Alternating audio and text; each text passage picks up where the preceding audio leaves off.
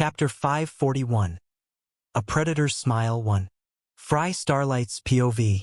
Ah, damn it. From my battered body that had just been mauled by 5 SS Plus class fighters, straight into another one with a hole in the chest. It felt as if enduring this kind of physical torment was simply written into my fate. I know I've become immune to every kind of pain, and that in itself is terrifying. What kind of level is this, where I can move without a care in the world while an enormous hole pierces through my chest? I guess my senses have gone completely numb. Even switching bodies doesn't change the fact I can endure this much. I muttered nonstop as I drove Vermithor's blade into my own chest, standing before Smo, who circled me cautiously, unable to process what was happening. This was Smo, the Hollow, an SS-class fighter, yet his true level of strength remained unknown thanks to the absurd abilities granted by his pact with a powerful demon. Earlier, I'd been observing the battlefield using third-person view, unable to reach Sansa, who I assumed was unconscious, but I was able to use the ability on both Snow and Ghost. Snow, in particular, caught my attention. He'd been in the harshest and most brutal fight of all. I hadn't planned to intervene. This was the first time I'd ever tested the possession ability, and to be honest, it wasn't pleasant in the slightest. But I couldn't just stand there and watch. Not when the opponent was Smo. I had driven Vermithor into Snow's body, which would accelerate the healing process. But even that wouldn't restore him to a state where he could face this monster. And I couldn't use my own abilities through this body. This is a problem. Unconsciously, I took a step back as Smo advanced toward me. I'm not sure what exactly is going on here. Maybe it's schizophrenia? I've heard Gavid Linman's Empyrean can mimic other personalities. Your situation could be similar. Or maybe you're simply someone else possessing his body. Smoa's deep voice rumbled as his body began to glow, releasing a strange black metal that covered him completely. Either way, the result won't change. Gathering his strength, Smo blew apart the ground beneath his feet and lunged at me instantly. You're coming with me. Damn it! Seeing the Hollow rush in, I cursed, yanking Vermithor out of my chest. I tried to draw out as much power as possible from Snow's body, but I barely managed to deflect that monster's fist before immediately retreating. Covering myself with aura, I tried to put distance between us, but Smo was already chasing me down. There was no way I could beat him in my current state, so all I could do was avoid the worst-case scenario. And to make matters worse, the system message kept hovering before my eyes. Affinity points insufficient. Possession will be cancelled at any moment now. The clock was ticking. My opponent was a nightmare, and Snow's body was in shambles. Damn you, Snow. What kind of mess have you gotten me into? If I were at least in good condition, I'd have run here using my real body instead of relying on this damned possession. I tried fighting back, but it was useless. Snow's combat style was completely different from mine, even though I knew everything about him. Snow, wake the hell up. To survive this, I needed the original owner of the body to fight. If I kept this up, it was inevitable that Snow would end up in the Hollow's hands. Fortunately, Smo didn't seem intent on killing him, which was the only reason he held back. But even so, his attacks threatened to break this body beyond repair. Vermithor flooded me with aura and holy power, but the damage far exceeded anything it could compensate for. I was literally running with my internal organs spilling out, bleeding so much that I could feel dizziness setting in, even though I was just the intruder in this body. I know you can hear me, Snow. It's too soon to head into the darkness. Your fight isn't over yet. Don't you dare run now. I growled, gritting my teeth through Smoa's blows. Have you gone insane? Talking to yourself in the middle of a fight? Smo sounded irritated, continuing his assault while still trying not to inflict fatal damage on Snow's body. Shut your damn mouth. I'm not talking to you. Swinging Vermithor, I fought with every ounce of strength I could muster, using the elemental powers I'd always dreamed of wielding. Never in my life did I imagine I'd get the chance like this. Answer me, Snow. I'm begging you. I can't hold out much longer. The situation was dire. The possession was on the verge of ending. If Smo got away with Snow, then even if I chased him down in my real body, I doubted I could find him in time. If my suspicions were right, the reason Smo was keeping Snow alive was simply to let him grow stronger, to make him discover his talents, hone his abilities, and once he reached his peak, Smo would come to take him back. "You want to devour him, don't you?" I said mockingly as Vermithor clashed with the Hollow's massive fist. He showed a flicker of surprise at my words, but wasn't particularly shaken. "What are you getting at?" he asked, attacking with even greater ferocity. "I already know your secret, Hollow. That's why you're so careful not to damage this body any further." I kept running, taunting him in an attempt to buy as much time as possible. "That earlier strike that pierced his chest looked fatal, but you made sure to avoid his heart and vital organs, didn't you? I'd say that's the maximum damage you were willing to inflict, and that explains why you've held back until now." Unleashing a wave of frost, the one I'd always dreamed of wielding, I froze his body solid, but he shattered free in an instant. "You Yosefka followers are all the same. Your mistress, the 8th High Demon, Yosefka, only grows stronger by devouring her own kind. Isn't that right?" Hearing my last words, I saw Smoa's face gradually darken. Yosefka has to devour other demons to grow stronger. And likewise, those who form a pact with her are cursed like she is, forced to consume their own kind, humans. And I can't think of a human more appetizing than Snow Lionheart. The blessed hero born with so much in his hands. I bet he looks to you like a gourmet meal you can't resist, you damned Hollow Smo. I fired my last shot, laying bare all his secrets and schemes. Just for 1 second. Smo froze, unable to process what he'd heard. 1 second. That was all, the one moment he lowered his guard, and the moment I had been betting on from the very start. "Sorry, Snow, but I'll have to push your body one more time." Summoning all of Snow's elements, I instantly unleashed the only attack I could replicate using his body. Snow's unique version of ignition, the very move my own skill was modeled after. Launching it from Snow's body wasn't too difficult. Exploiting that instant of lowered defense, I swung Vermithor with every ounce of strength I had. I detonated everything in front of me. Great cosmos formation. A radiant light burst from my blade. A light that swallowed Smo entirely at point-blank range. Boom! The great cosmos formation shook the earth and split the skies, its pillar of light engulfing Smo. This strike carried every bit of strength I could wring from Snow's battered body, and the result was just as devastating to me as it was to my enemy. I felt every cell in this body scream in agony. Dizziness, crippling weakness, but I forced myself to move, fleeing the battlefield at full speed. I could endure pain, but this level of strain was too much. It threatened to make me lose consciousness at any moment. Chapter 542. A Predator's Smile, 2. Ah, damn it. These are the moments that make me miss my damn body. Unlike me, Snow didn't have the insane regeneration that patched up everything on its own. I guess that's a gift the so-called chosen hero wasn't granted, so that's a 1-0 in my favor, right? Well, technically, he has dozens of other talents, so let's call it 1-100 or something. As my thoughts drifted while I ran for my life, blood began pouring endlessly from my mouth. A clear sign I had pushed too far. Damn it, man. I laughed foolishly when I saw Smo suddenly materialize in front of me, a terrifying black aura swirling around him. I noticed the massive wound on his chest, but it wasn't enough to slow him down in the slightest. Closing the distance in a single step, he reached out and seized me by the neck. I tried to break free, but he caught my sword arm effortlessly with his other hand. Lifting me high, I saw raw anger twist his features. "Looks like I've been far too lenient with you." With those words, I heard the sickening crack of bone as the bastard snapped my sword arm.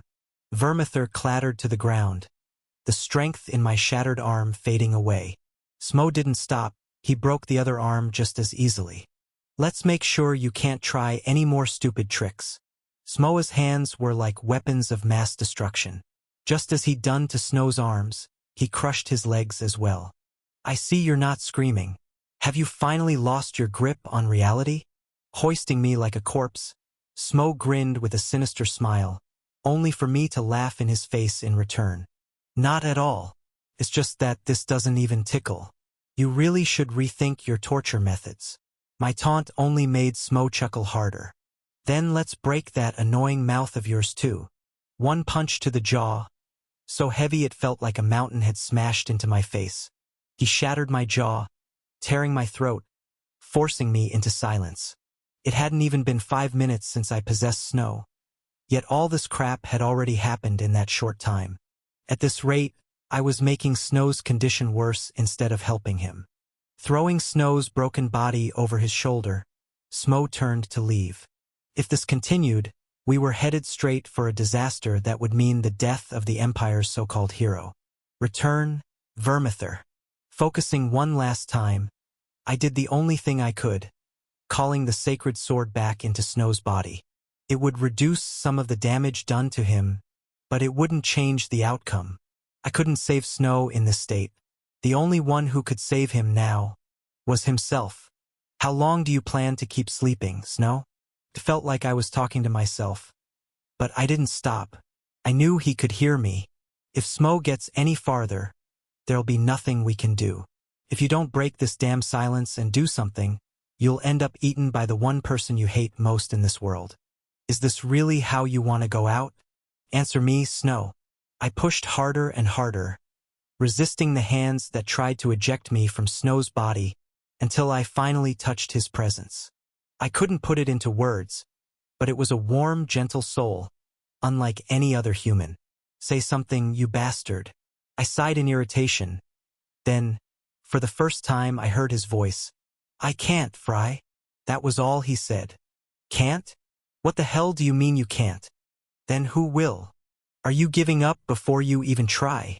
I barked back in anger, only for Snow to reply in a tone just as sharp. Before I try? I already did. I fought with everything I had, but I was brought down with a single blow.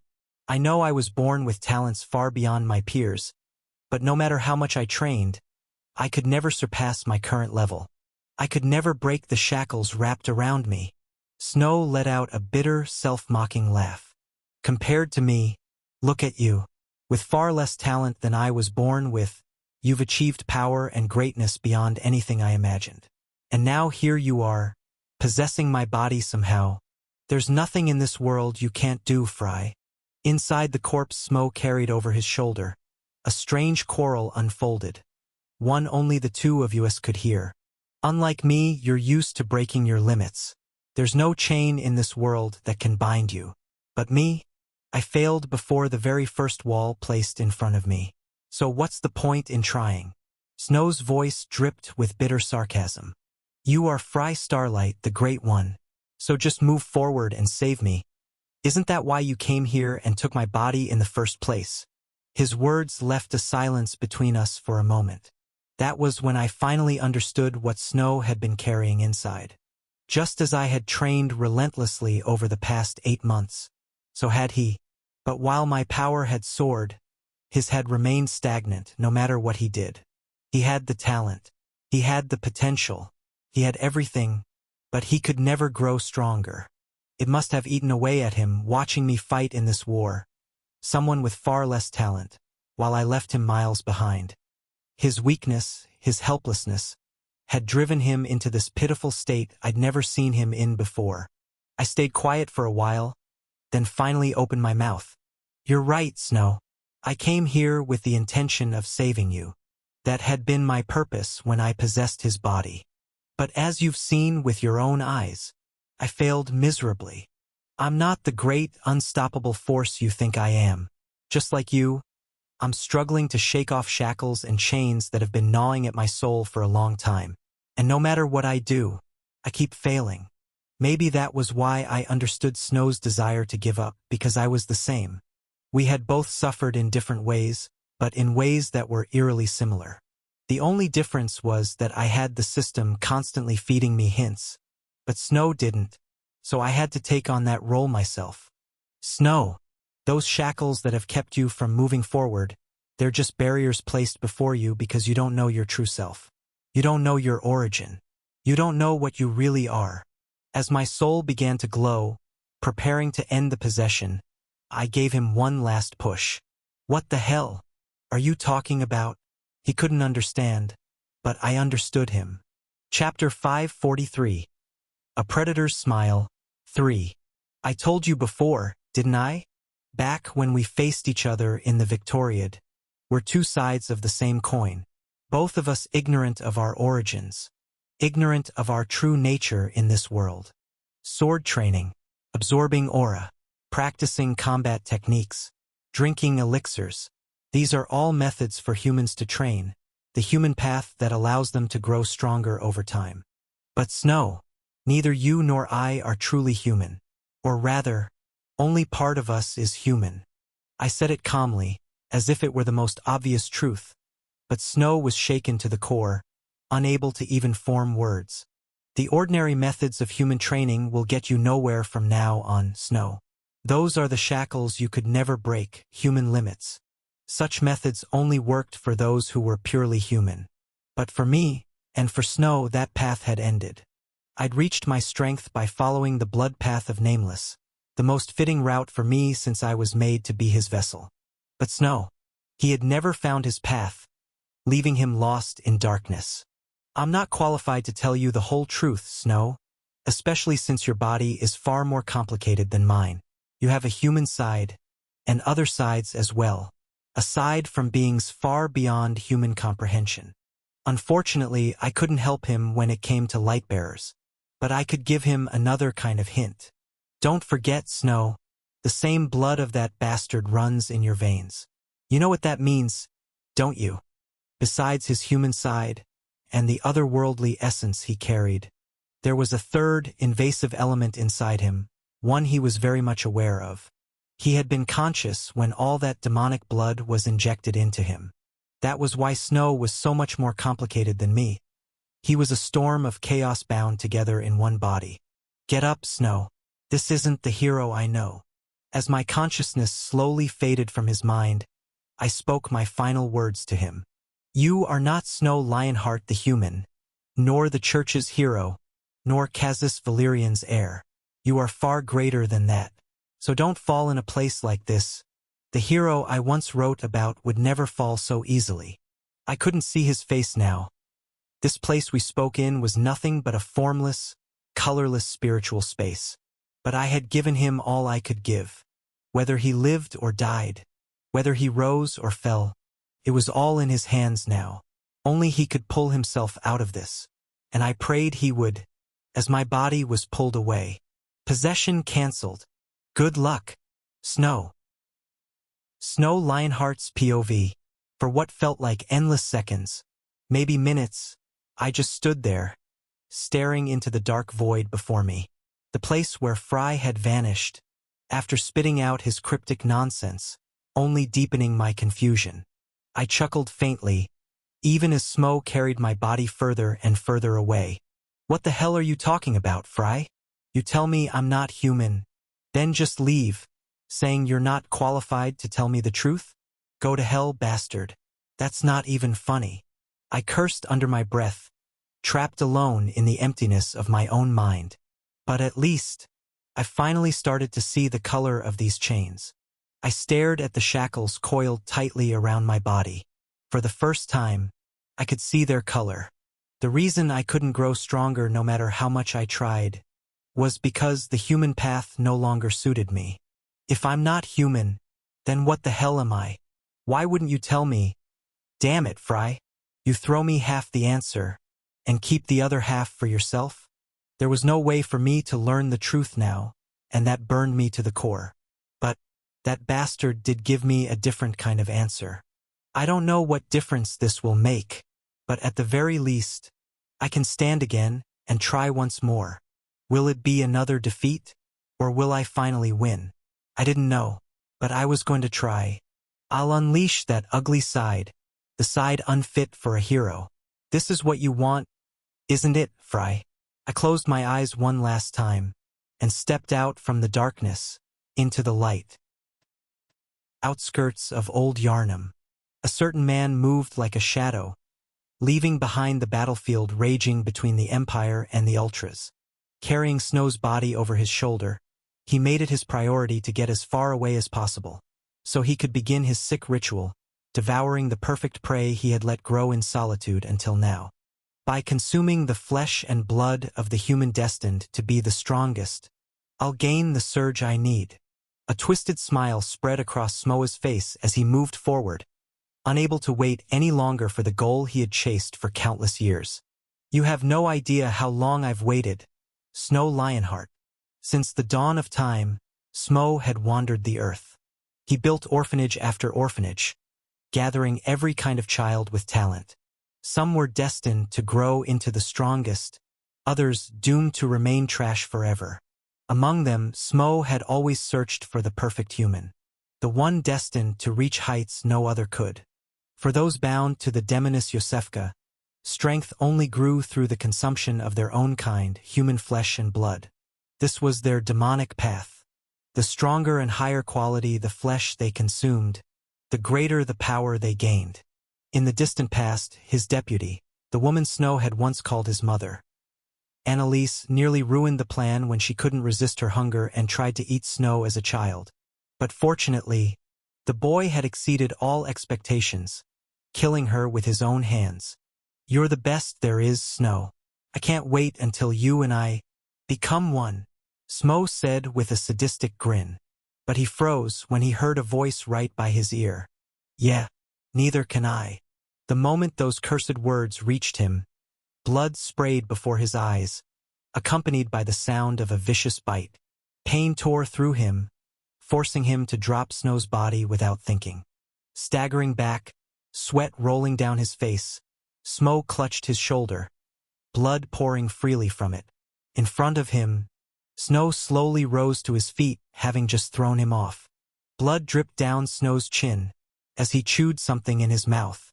You taste like the rotten guts of a pig that's been dead for days, and your blood, like old motor oil with a foul metallic aftertaste. Disgusting.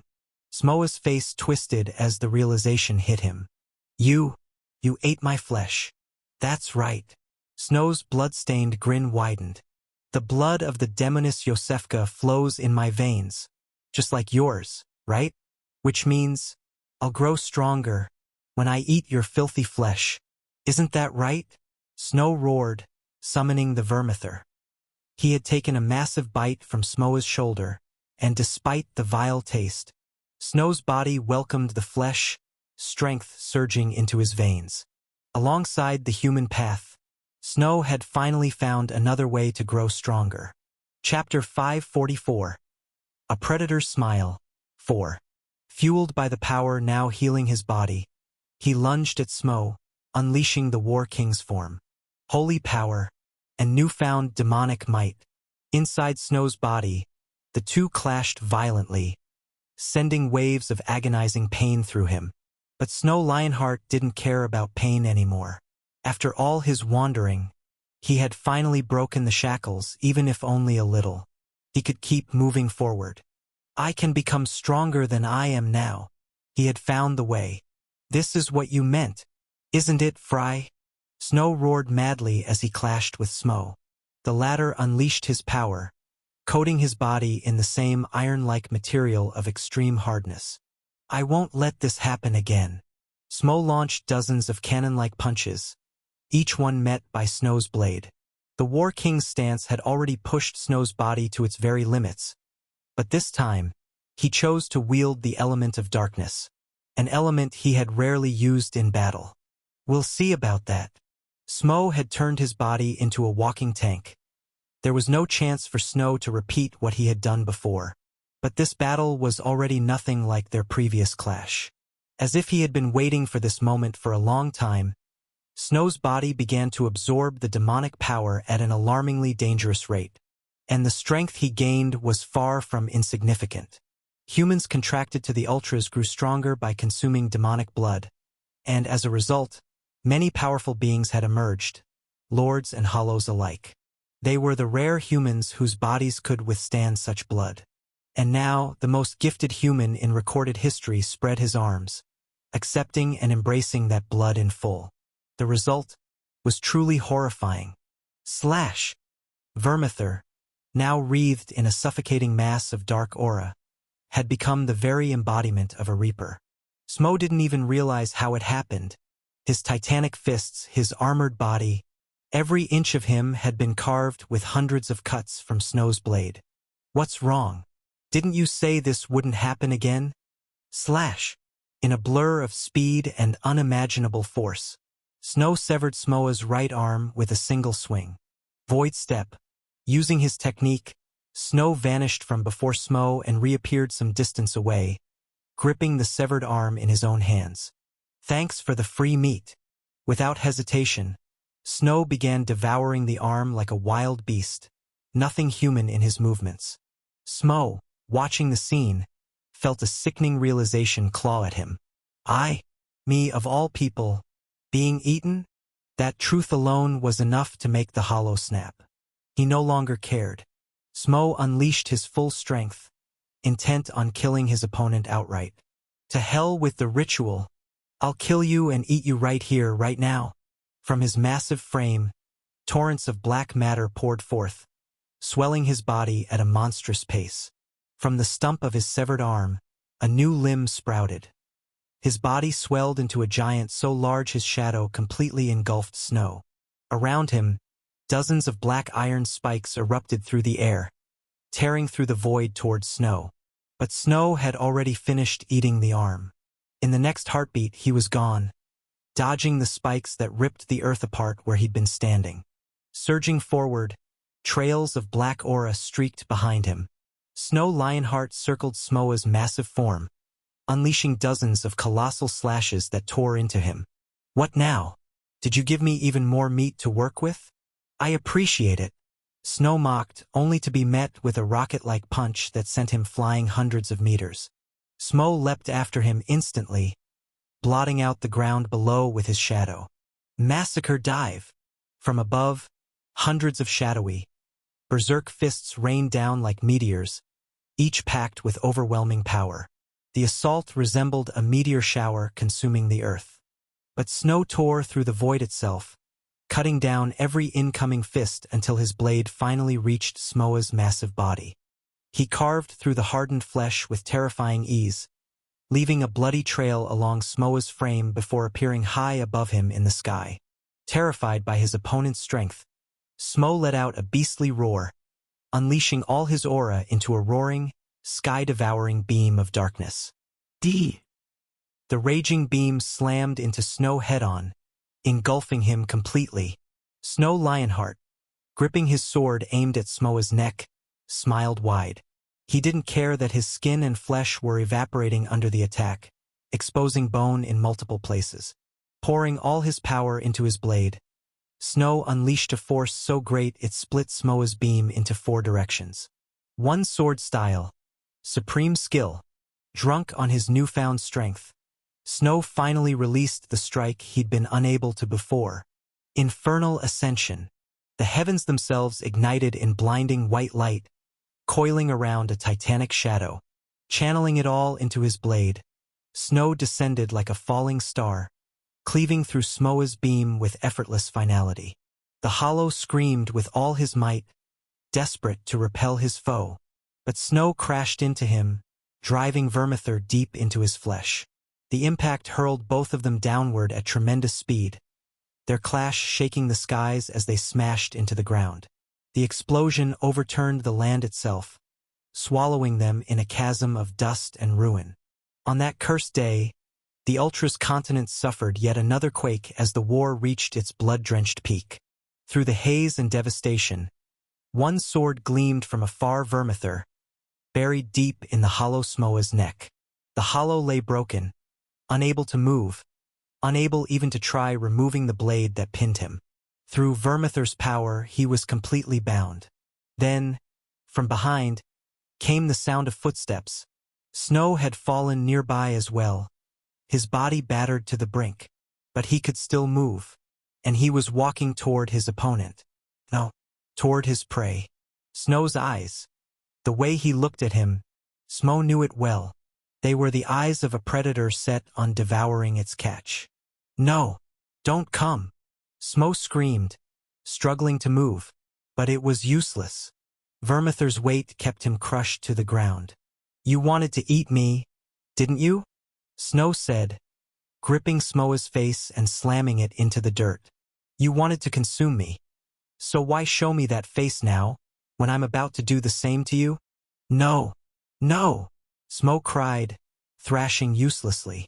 Lady Yosefka, please, give me strength. He sobbed without pause, but no one answered his call. It's no use. There's no one here but us, Snow replied with a chilling smile. All this time, I've lost and lost and lost again, but today I've won. And from this day on, I will win and win and win again. I will never lose again. So bear witness to my words. Smo. Those were the last words the Hollow ever heard, before Snow Lionheart devoured him whole. Chapter 545. No victor, only ashes. 1. The Battle of the Fog. That was the name given to the clash between the Empire and the nightmare creatures unleashed by the Ultras.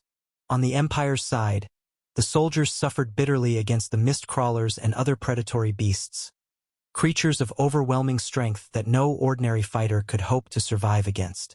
As expected, countless soldiers fell, and only a rare few managed to make it out alive. And even for that small number, their survival had little to do with their own skill or power. It was thanks to the sudden intervention of Oliver Kahn and his personal army. The appearance of the Great Guardian of the Imperial Palace played a decisive role in suppressing and annihilating the nightmare creatures, ensuring that the Empire did not emerge from the battle in total defeat. In the end, after long, grueling hours of brutal combat, they managed to wipe out every last nightmare beast. But Oliver's forces had also paid a steep price, as the magical fog cast by those creatures finally dissipated. Everyone could at last lay eyes upon the massacre that surrounded them. Here, thousands of humans had been slain in the blink of an eye, gone before their comrades even realized what had happened. That fog had stolen their senses, stolen their grasp on reality itself. Fighting nightmare creatures was nothing like fighting humans. The Empire had won the Battle of the Mist, but at a cost so great Oliver Kahn doubted they could truly bear it. The Great Guardian moved through the battlefield, checking the survivors, especially those under Snow Lionheart's command, who had been fighting since the very beginning. The number of survivors from that unit was painfully small, and even the lucky ones had suffered injuries that would keep them from fighting further, even if they wanted to. But the real surprise was this. The ones in the best condition weren't hardened veterans. They were young men and women who hadn't even reached the age of 20. Among them, Oliver recognized the son of Mist Ghost Umbra, the witch Selena, and Dawn Polaris. The three of them looked relatively unscathed, especially Dawn, who was so clean that anyone seeing him would never believe he'd just fought in a war. It seemed the three had already noticed Oliver, as they greeted him with respectful nods. "It's an honor to fight alongside the Great Guardian," said Dawn Polaris with a bow, only for Oliver to stop him at once. "There's no need for formalities. We are all soldiers fighting for the same cause."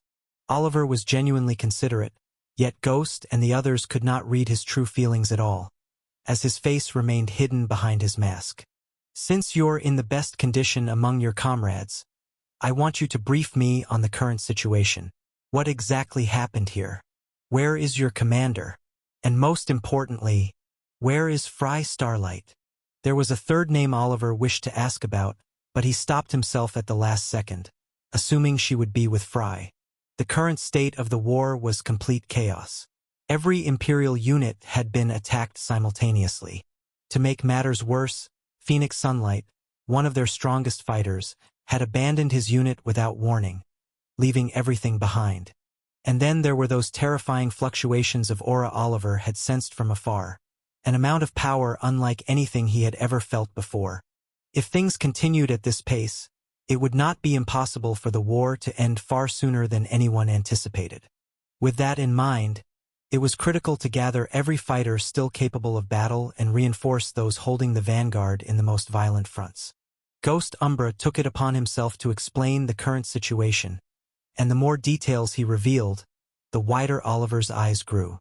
Snow Lionheart had fought Cosmos, and both had vanished during the battle.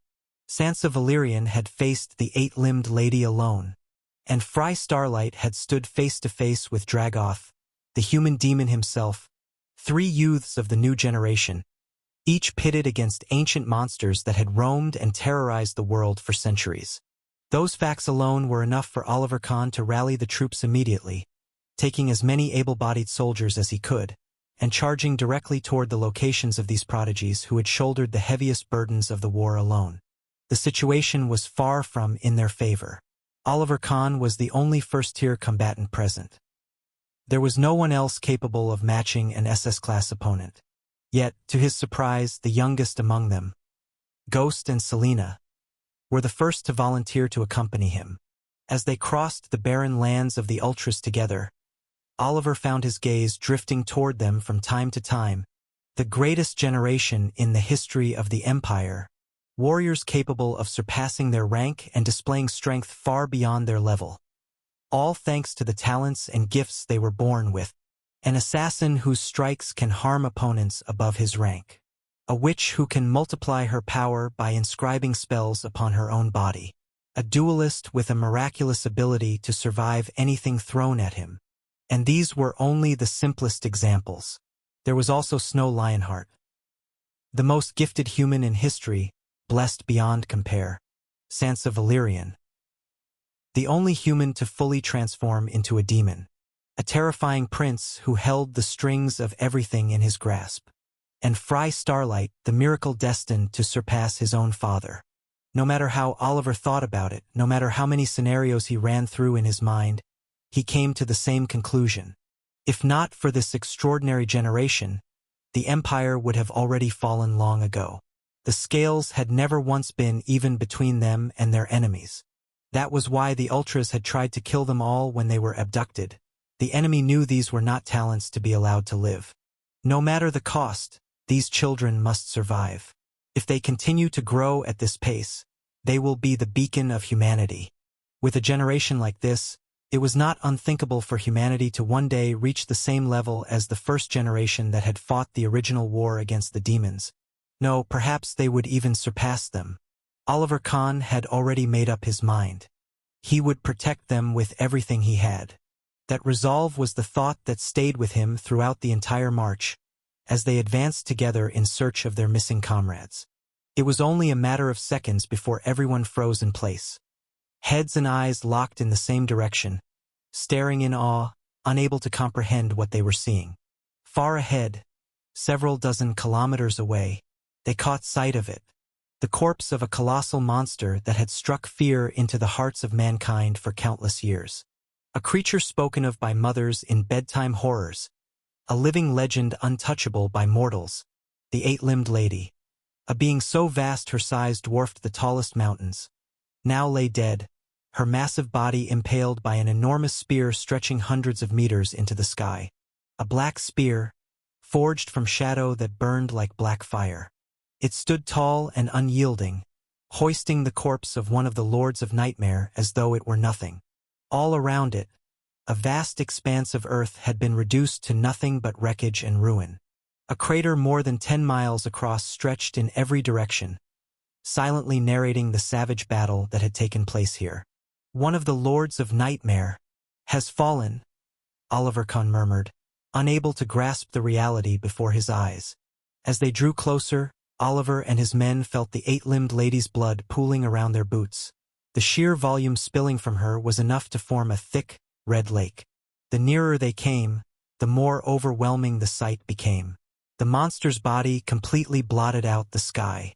And yet, as their eyes traced the shadow of that monstrous corpse, their thoughts drifted elsewhere. To the one responsible for this bloody masterpiece. The demoness who had conjured that towering spear of shadow. Chapter 546. No victor, only ashes. 2. The battlefield itself told a story. The destruction here far surpassed even the carnage of the Battle of the Mist. It was hard to believe this was the result of a single battle, one against one. The 8-limbed lady was dead. But there was no sign of Aura, no trace of Sansa. Signs that led most to believe she too had perished in the fight. But Oliver Kahn refused to accept that. The Great Guardian found himself running across the battlefield, searching desperately. Under rocks and rubble, above ground and beneath it, he scoured every inch, the truth sinking in with every step. What would he do if she truly was gone? Sansa Valerian, his only family, whom he had so carelessly cast aside not long ago. What if she was dead, no longer in this world? Most wouldn't care. To them, her death would mean nothing more than the end of another filthy demon, a monster unworthy of living among them. But was that how Oliver Kahn felt? Of course not. He dug through the debris, his arms and hands trembling. Did I ever apologize to her for treating her like a monster? His crimson eyes shook uncontrollably. When Alone tried to kill her, what did I do for her? Nothing. Nothing at all. He had stood frozen, doing nothing, stunned by her demonic transformation. If not for the prince suggesting her life be spared, Sir Alone might have killed her on the spot. Was her transformation enough of a reason for him to turn away, to stand idle?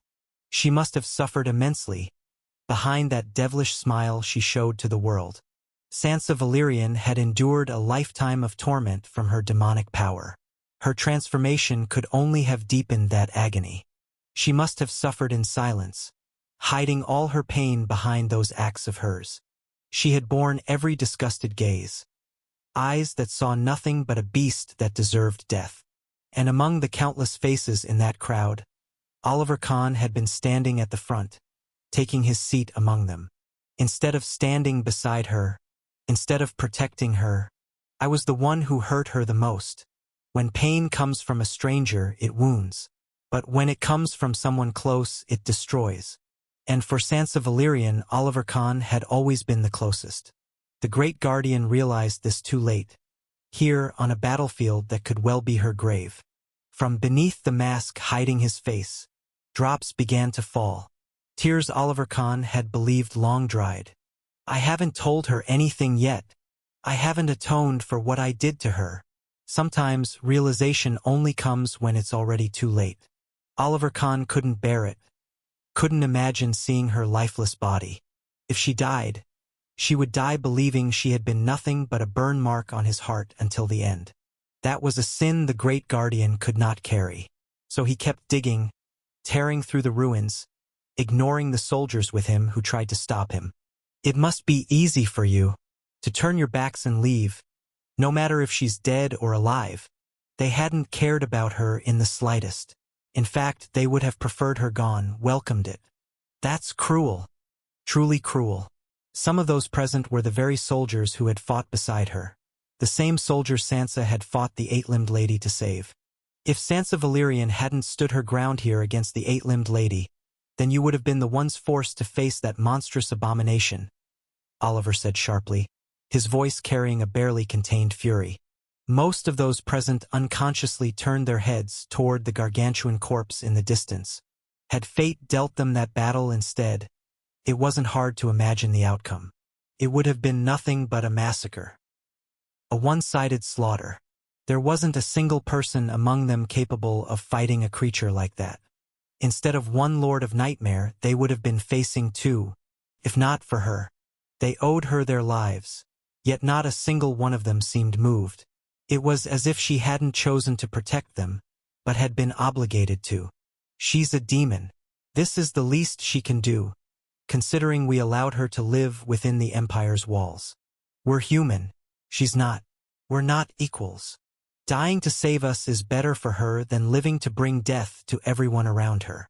From scattered corners, soldiers muttered, spitting their venom into the air. Every word reaching Oliver Kahn's ears. They truly didn't care whether she lived or died. To them, she was nothing more than a cursed demon, no different from the enemy they were fighting. But they had conveniently forgotten that she had once been just a human girl, flesh and blood like them. What happened to her could have happened to any one of them. Sansa hadn't asked for a demonic seed to be placed inside her body. She hadn't asked to become a demon. She had been forced into it. It was a fate any of them could have shared. And yet, every last citizen of the Empire had been too blind to see this truth. Looking at them one by one, Oliver finally recognized the poison hidden in their eyes. Sansa, Did I really look at you with the same poisoned gaze? Not long ago, Oliver Kahn had possessed those same eyes. Sansa Valerian had always been a sensitive girl, one gifted with the ability to sense the emotions of others. There was no way she hadn't noticed, which meant she had gone into that fight believing, to her last breath, that he still carried that poison in his eyes. That was a cruel truth, and an ending far too unworthy for someone who had suffered for so long. Now Oliver Kahn was left with the certainty that he would carry this guilt for the rest of his life. Sometimes, realization comes only after it's too late. But Oliver was fortunate. Ghost Umbra's sudden call had given him another chance. Ghost was one of the few who had actively searched for her alongside him. He knew how much Sansa meant to Fry, regardless of Oliver's feelings. And because she, too, was a manipulator of shadows like him, he had been able to pinpoint her location after some effort. Oliver sprinted without hesitation, treating Ghost's signal as if it were a sign from the heavens. He ran like a madman as the assassin led the way, and within moments, they reached her. Sansa was buried deep underground. The final clash between her and the eight-limbed lady had torn the earth apart, swallowing her whole. But her shadows had shielded her until the very end. Before Oliver's eyes, and before all those who had followed, she sat quietly, encased in a cocoon of black threads that had sprouted from her back. Like a broken butterfly, dark and solitary, yet beautiful and cold. The cocoon of shadow had crawled over and under the earth, holding it at bay to keep it from collapsing on her. Her body was riddled with wounds, bleeding black blood that made some recoil in disgust. But of all those present, Oliver Kahn didn't care in the slightest about the color of her blood. He ran straight to her, clutching her cold body and pulling her into his arms. As if she had been waiting for that, the cocoon slowly unraveled, letting her fall gently into the arms of the Great Guardian. Holding her, drenched in her blood, Oliver's breath caught in horror at the sight of her back. There was nothing there but a vast, gaping, blood-filled hole from which the shadows poured. Chapter 547. No victor, only ashes. 3. Staring into that abyss in shock, he heard a soft whisper at his ear. "Don't worry, my shadows won't hurt me. They are my companion and my ally in my loneliness." Sansa's lips formed a faint smile, fragile and tired. Hearing her voice, Oliver Kahn could no longer contain himself. "I'm sorry, Sansa. I'm sorry. Sorry for everything." The Great Guardian's words trembled, breaking as he repeated his apology over and over, holding her tighter. Sansa, with what little consciousness she had left, hadn't expected to hear that. Slowly turning her head, she touched his face, specifically his eyes. One glance was all it took for tears to form at the corners of her own. Because what she saw there, between the gaps of that mask, were not the eyes she despised, but the eyes of the man who had been by her side for most of her life. The same man who had once tried to sacrifice himself for her. "Uncle, Oliver, She tried to speak his name, to say something, anything, but consciousness left her before she could. She had fainted. But the final expression on her face allowed Oliver's heart to ease, if only a little. It was a peaceful face, with a pure, sincere smile Sansa had not shown since her transformation into a demon. She hadn't heard his reply, but it felt as though his emotions had reached her. And in that, Oliver found a sliver of redemption. Perhaps Sansa was still hated and scorned by all of humanity. But today, she had gained another person she could lean on. Besides Fry Starlight, Oliver Kahn, the only family Sansa had ever relied on in her entire life. The moment the search began, the Imperial forces led by Oliver Kahn officially confirmed the death of the eight-limbed lady, slain by none other than Sansa Valerian. With that, she became only the second Lord of Nightmare the Empire had successfully killed since Abraham Starlight. But Oliver and his men's work was far from over. The champion of the Church and the champion of the Victoriad were still missing, leaving them no choice but to press on with the search. They moved quickly, led by the Great Guardian himself, who carried his niece in his arms with complete responsibility. Her wounds were healing on their own, meaning her life was not in danger. Yet still, Oliver held her carefully, allowing no one to come near her. And so they continued forward. After some time, they finally discovered signs of Snow Lionheart's battle against the cosmos. From the blood spilled on the ground and the bisected corpse of a nightmare creature they found, they couldn't be certain of the battle's outcome, which meant they had no choice but to keep searching. It would be a disaster if the crowned champion of the church had fallen so easily. Unlike what happened with Sansa, this time most present showed genuine concern. Snow Lionheart was the ideal image of the promised hero, the most perfect of men, to the point where some called him flawless. He was bright and dazzling, unlike that filthy, dark Villainous. They were determined to save him no matter the cost. Their eyes shone with anticipation and a fierce will to fight for his sake. But all of that dissolved instantly the moment Oliver Kahn and his group arrived at a certain place. Much like the battlefield where Sansa had fought the eight-limbed lady, the destruction here was no less in scale, proof that another terrifying battle had taken place. Yet the gaze of every single person present locked onto one spot. A grotesque corpse lay there, its body torn apart, more than half of it devoured. And atop that corpse sat a certain young man, chewing on human flesh, drinking its filthy blood.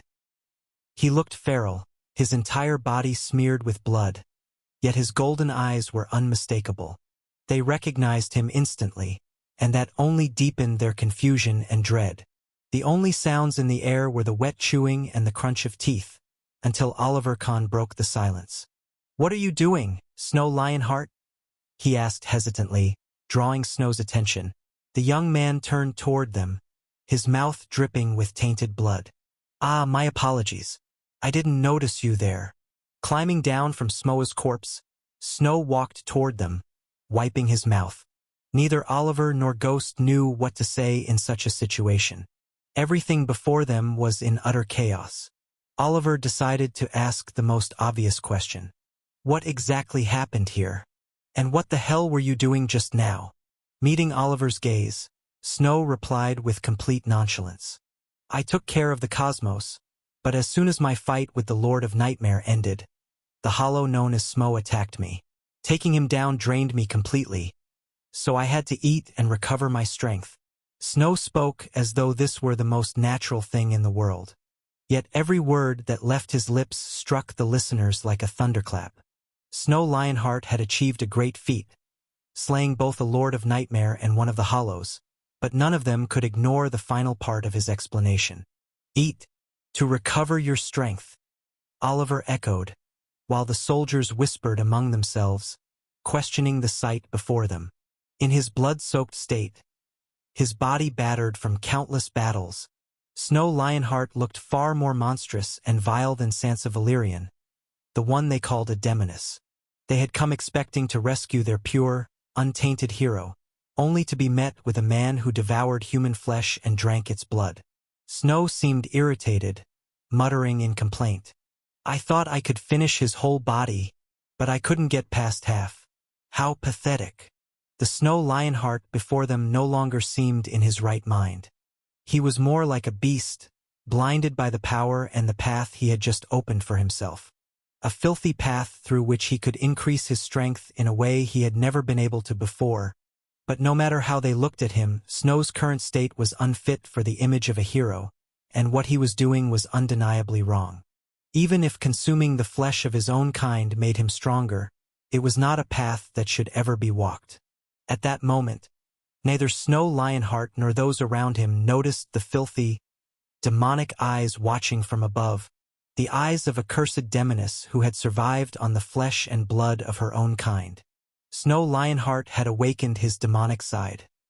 In other words, he had become a contracted human just like the Ultras, and demonic contracts always placed humans at the mercy of the demon they bound themselves to. For that reason alone, Yosefka's shadows crept silently toward the promised hero, eager to make him her slave. A superhuman slave, far surpassing all his peers. But the moment Yosefka's shadows tried to touch his body, a great light burst forth from deep within Snow. A holy light that burned the Villainous shadows and crushed them with an overwhelming power. The power radiating from Snow Lionheart was utterly antithetical to demons and their dark arts. Yet, in some inexplicable way, it did not reject that strength. It embraced it, weaving it seamlessly into Snow's own might. As it welcomed that power, Snow's light pushed away the demonist chains that had been trying to coil around him. And so, without even realizing it, Snow Lionheart shattered his demonic contract. He became a free contractor, fully liberated with the absolute freedom to wield his power however he desired. Chapter 548. No victor, only ashes. 4. We need to move. The real battle is still raging elsewhere as we speak, Snow said, turning toward a specific direction. I can sense an overwhelming aura emanating from over there. Most likely, our main forces are locked in a life-or-death struggle against the enemy's leaders. I was planning to head there as soon as I'd recovered my strength. But now that you're here, we can go together. Wait, if what you're saying is true, there's no point in bringing the others, Oliver replied, handing Sansa over to Ghost and his men. It'll be just you and me. Snow gave a slight nod. No objections. I think it's better that way. In a battle of that scale, bringing along ordinary soldiers was pointless. They'd be annihilated before they even got close. Oliver Kahn was the bare minimum in terms of strength to participate. Once they had made their decision, they prepared to move out immediately and join that final battle. But just as they took their first step forward, they froze. Every single one of them felt it, an overwhelming, crushing pressure descending upon them. Their eyes turned skyward, only to be blinded by an immense, divine light that swallowed everything in its path, heralding the beginning of the true disaster. Fry Starlight's POV. The battle had devolved into complete chaos, collapsed at the fringes of the destruction's epicenter. I forced my battered body to knit itself back together, desperate to rejoin the fight as soon as possible. Before my eyes, the fiercest battle of this entire war was unfolding.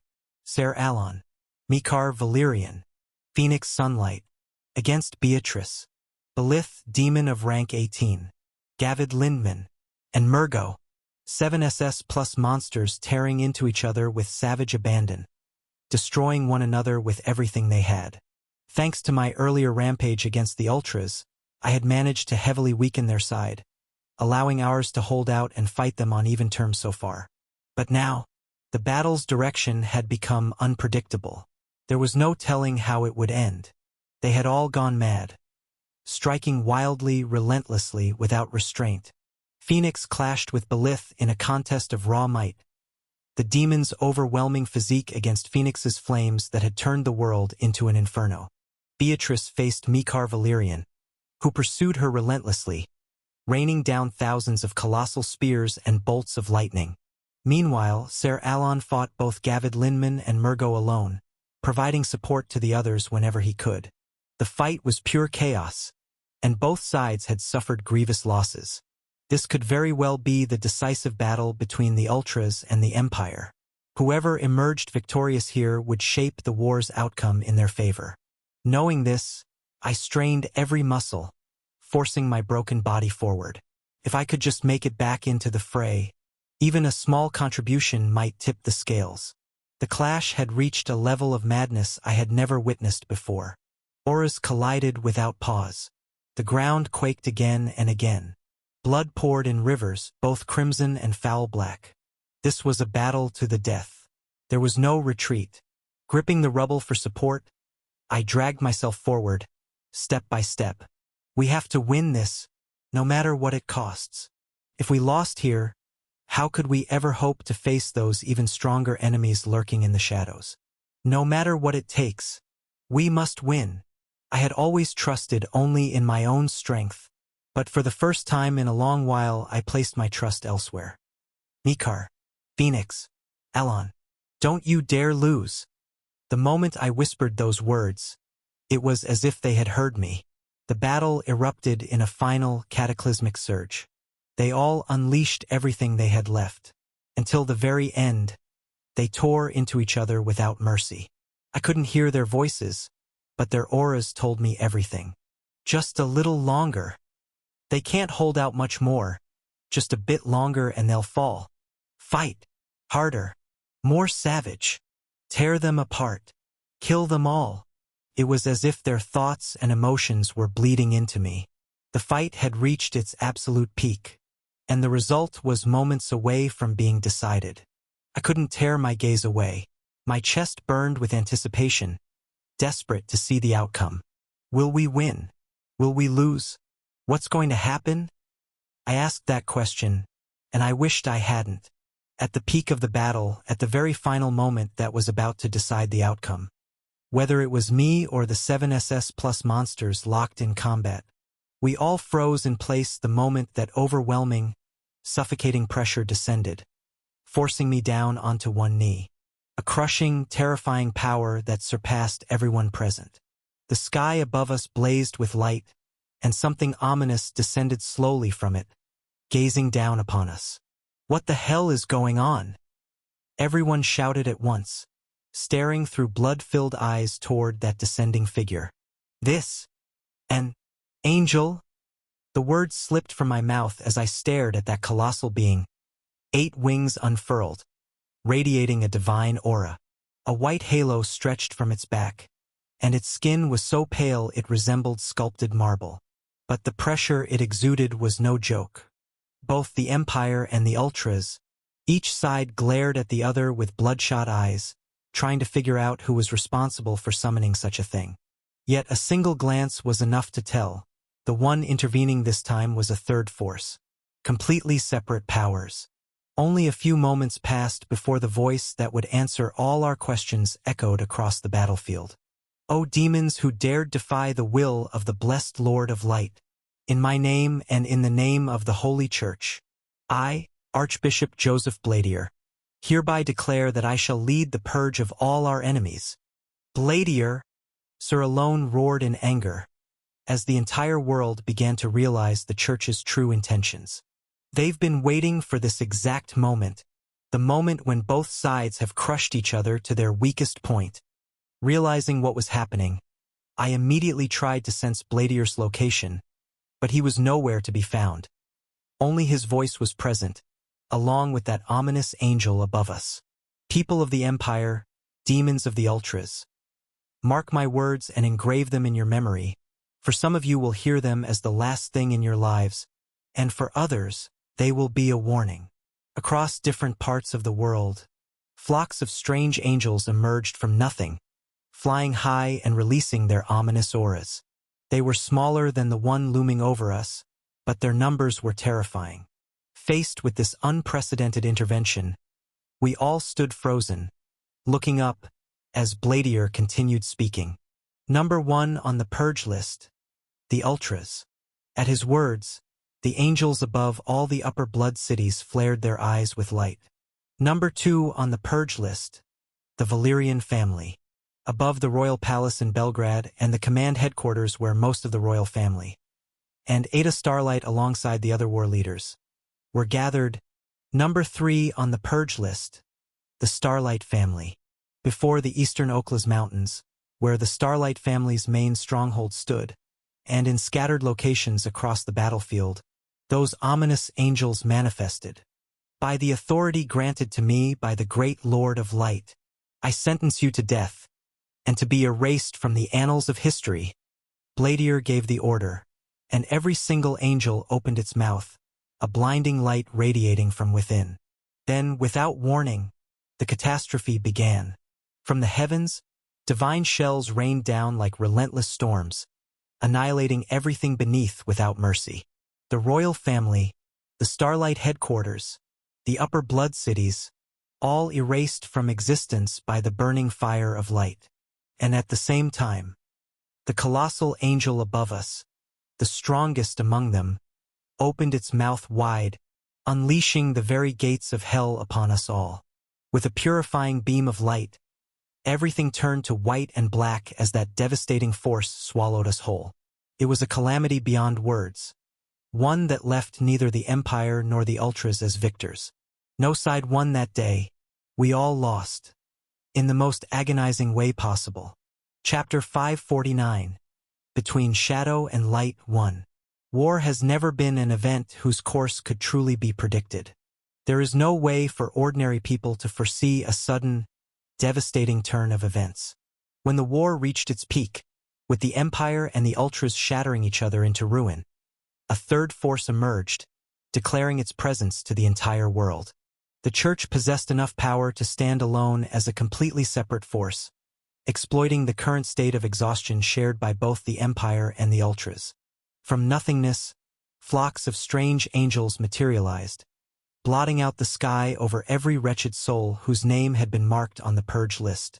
With Platyr's message as the signal, the entire world heard his voice, a divine decree that marked the beginning of the cleansing. As if they had been waiting for his command, the angels' eyes ignited with a blinding white light before they rained down their sacred fire upon the earth. Aura bombardments fell without pause, burning and annihilating everything in their path. In mere seconds, the Starlight family's main estate and the royal fortress of House Valyrian were reduced to ashes. The sound of collapsing stone and tearing steel drowned out the screams of the unlucky souls caught within those holy flames. Both the Starlights and the Valyrians had sent their strongest warriors and soldiers to the front lines of the war, leaving behind only women, children, the elderly, and the defenseless. They had no means, none at all, of resisting such a ruthless assault. The angels' power varied. Aside from the colossal, towering angel that appeared before Fry and his companions, the rest were strong but not beyond the means of families like the Starlights and Valyrians to handle. But the timing was perfect, and the Church played its cards flawlessly. In mere minutes, thousands of innocent lives were wiped out, condemned as guilty without any crime, only because some unknowable, unseen divine will had decreed it so, and the Church's followers were blind enough to obey without question. Among the targeted sites, the primary command headquarters, where Ada and Carmen Starlight were stationed, was also struck, erased from existence along with everyone inside. Some brave souls fought back against the angelic swarms, even managing to bring many of them down, but their efforts were in vain before such a coordinated assault. Within moments, several areas inside the Empire's walls, places that had remained untouched by the horrors of war until now, were engulfed in flames. The Empire's civilians were now forced into the war whether they wished it or not. The lucky few spared by the cleansing fled to hide in their homes, peering out their windows at the angels soaring endlessly through the skies, hunting for more victims from the purge list. Their eyes functioned like unerring scanners, seeking out anyone connected to the Starlights or Valyrians, whether by blood or by the faintest tie. Even if these people tried to hide among the crowds, the angels would pick them out instantly and slaughter them, even if it meant killing everyone nearby. And so, most members of two of the Empire's great ruling houses, families that had reigned for centuries, were wiped out. On the other side, the Ultras fared far better, benefiting from the presence of their main forces nearby, allowing them to fight back and repel the assault. The Empyreans were there, figures like V and Maria, personally cutting down many of the attackers. Even so, the higher blood cities suffered greatly, their losses heavy regardless of strength. Perhaps what enraged them most was that their foes were not flesh and blood, but mechanical in nature, destroyed completely the moment they were defeated. The blood cities were not the only ones attacked. Even the Empire's scattered armies stationed across the Ultras continent were struck by the fires of cleansing. In the continent's western front, where most of the Valyrian family resided, Aegon sat atop the corpse of one of the angels, prying into its secrets. Around him, the Knights of the Round Table cleared the battlefield of the strange creatures that had attacked without warning. They had been brought down thanks to the combined strength of Ivar Valyrian and Luke Valyrian, the younger brothers of Emperor Mikar. Aegon's forces had halted their advance for now, taking position in a closed mountain range, remaining on high alert in case of another strike. Their formation was disciplined, their command wise, their warriors capable, so much so that their casualties were minimal. Out of the 30,000 men who followed Aegon, only a few hundred had fallen. Still, the prince was forced to halt, with both Ser alone and Mikar Valyrian far away, engaged in a decisive battle against the Ultras elite. Aegon examined the angel's corpse with unwavering interest, while Ivar, the current head of the temple, stood nearby, holding a magic crystal that allowed him to communicate across the world.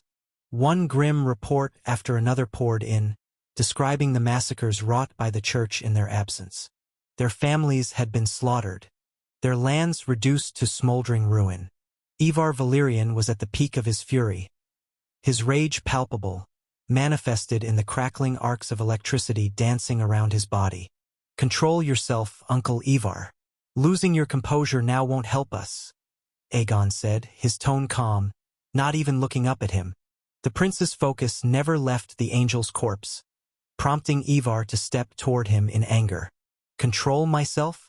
How can I, knowing that our family, centuries old, is facing extermination?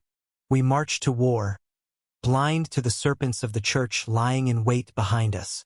Now they control the empire entirely, meaning we have no home to return to. We are surrounded by enemies here in the Ultras continent, and more enemies await us in the empire. We don't know the state of our armies. We don't know the church's true strength. We don't know the Ultras' current situation. We are in complete darkness. So tell me, Aegon, how exactly am I supposed to keep calm? How can you remain so calm in a situation like this, knowing full well that the empire you're so eager to rule is being annihilated?" Ivar demanded, his voice sharp. Aegon answered with the same unshakable composure. "There's no use crying over it, Uncle Ivar. The church played their hand well. No one could have predicted they were hiding a weapon like this up their sleeve. They now have enough power to become a third force in this war. Considering their strength and the timing of their strike, this outcome was inevitable. Or rather, I thought they would have caused far greater damage. If I were the one leading the church, I would never have attacked now. I would have waited until the war between the Empire and the Ultras ended, then struck the victor directly. And this blind massacre they call cleansing is foolish. It would be far better to keep some alive, use them as hostages, and bait those of us here into reckless action. These are simple tactics, just one among countless worse scenarios," Aegon said with a faint smile. "When you think about it that way, our current situation isn't all that bad. Uncle Ivar, we should be grateful to the church for showing restraint." Hearing Aegon's twisted logic, Ivar found himself at a loss for words. No matter how he looked at their current position, to him it was catastrophic in every sense. But the prince before him was so optimistic. He treated the situation as if it were a blessing. That way of thinking alone was enough for Ivar to regard his nephew as a madman. "Tell me, Aegon." Ivar's expression darkened, his words weighted by a certain possibility. "You've always been the most perceptive among us. Nothing that happens within the Empire's walls escapes your ears. And I doubt the church is an exception. Are you truly telling me you knew nothing about this attack?" This suspicion had taken root in Ivar's heart the moment he'd regained his composure. He was one of the few who knew the prince's true nature. Aegon let out a quiet sigh at his uncle's accusation. "Uncle Ivar, you're letting your imagination run wild. I won't deny that I was aware of the church's ambitions, but their hatred of us, and their desire to see us fall was no secret. That's why my grandfather attacked them in the first place. Isn't it?" Aegon asked, pressing his point. "As I've already said, there was no way we could have known they possessed such a weapon. They deliberately lowered their heads to us and waited patiently for the perfect moment to strike. And that moment has come. That's all there is to it." Aegon's words sounded convincing, almost self-evident. After all, Ivar himself was still shaken by the angels that had descended upon them out of nowhere. Chapter 550. Between Shadow and Light, 2. That weapon was not made by human hands, that much was certain, which meant it was impossible for Aegon to have known about it beforehand. Yes, that was the truth. And yet, for some reason, Ivar Valerian could not rid himself of his doubts. He simply could not believe every word his nephew had just spoken. The prince rose to his feet, his interest in the angel's corpse now spent. "Tell the troops to prepare to move. We're leaving this place," Aegon ordered, prompting a frown from Ivar. Their current position was the most defensible if they were attacked again. "Where are we headed?" Ivar asked. Aegon answered with his usual smile. We're going to regroup with the rest of our soldiers and prepare to strike back at the church. Strike back? And how exactly do you intend to fight them in our current state? It's quite simple. But first, we'll need some strong men to execute the plan. Chief among them, Fry Starlight. He is the key. In his mind, Aegon Valyrian had already begun weaving the strategy that would bring the church down. The first step was to unite their forces with the soldiers fighting in the east. Taking advantage of the fact that the Ultras had also been attacked by the church, Aegon and his forces moved unhindered, following in the footsteps of Mikar Valyrian and Ser Alone, both of whose fates remained unknown to this hour. No one knew what had happened on the fiercest battlefield, where the strongest of each side had clashed, until that angel had appeared in the end, suppressing them all without exception. The cleansing had begun all at once, as thousands of winged angels swept across the entire world. But for the main battlefield, only a single angel was needed, a towering angel radiating a sacred aura, its pressure crushing down on every soul present. It opened its mouth wide, so wide that a radiant pit of light formed above its face. From that pit erupted a colossal beam of holy power, an overwhelming force that swallowed the battlefield whole, engulfing all in its blinding light. The strike covered a vast range and was so fast that every combatant had to race against time itself to avoid it. That beam carried such a dreadful pressure that even those at SS+ rank were certain it could kill them. The demon Beleth instantly appeared before Beatrice, shielding her with his body. Elsewhere, Gavid Linman shifted into his ghost form, while Murgo teleported away. Mikar Valyrian and Ser Alone moved at their maximum speed, attempting to evade, while Phoenix Sunlight cloaked himself in fire to block the attack. Within moments, the aura's explosion shook the entire continent, consuming 7 SS+ ranked combatants. The angel let out a deafening, mechanical roar, continuing to pour holy light from its mouth, unleashing a staggering torrent of aura. Its assault lasted for what felt like an eternity, minutes that burned into the minds of those trapped within, as if they had been cast into hell for endless hours. For a moment, they feared the cursed angel would never stop, but at last it closed its mouth and eyes, raising its hands to form a strange symbol. At that instant, a bizarre dome formed around its body, just as the aftermath of its savage attack was finally revealed. The angel's light had carved a long trench through the battlefield, splitting the earth in two. At the heart of the destruction, the first to emerge was the demon Beleth, still standing, shielding himself with his massive arms. But his state was dire. His coarse, black skin had been charred to a horrific degree, and he bled profusely, the stench of his foul blood filling the air. His arms, in particular, were in a ghastly condition. Beatrice, whom he had shielded, fared far better thanks to his protection. But even she had not escaped unscathed. That light emitted by the angel was a direct bane to demons. Ser Alone and Mikar had barely avoided the attack, along with Murgo and Gavid Linman. Yet all four wore grim, shadowed expressions. They knew, taking that attack even once would be fatal. Beleth had endured it because he was a living fortress.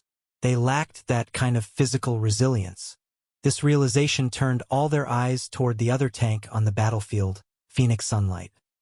He had only recently reached SS+ rank, and without the protection of his Ember form, he would have never survived this battlefield at all. But right now, he was certainly the weakest link. Wounded heavily from his prior battle with Beleth, everyone wondered if he had survived. It took only a few seconds for the answer to appear before them. The greatest talent of his generation, Phoenix Sunlight, stood revealed, and his appearance was so ghastly that both Mikar and Ser Alone immediately averted their gaze. Burned black, the man who wielded fire himself had lost both arms entirely. His hair was gone, his face stripped of all features save for his dimmed crimson eyes. He collapsed to the ground, breathing raggedly, coughing up an alarming volume of blood.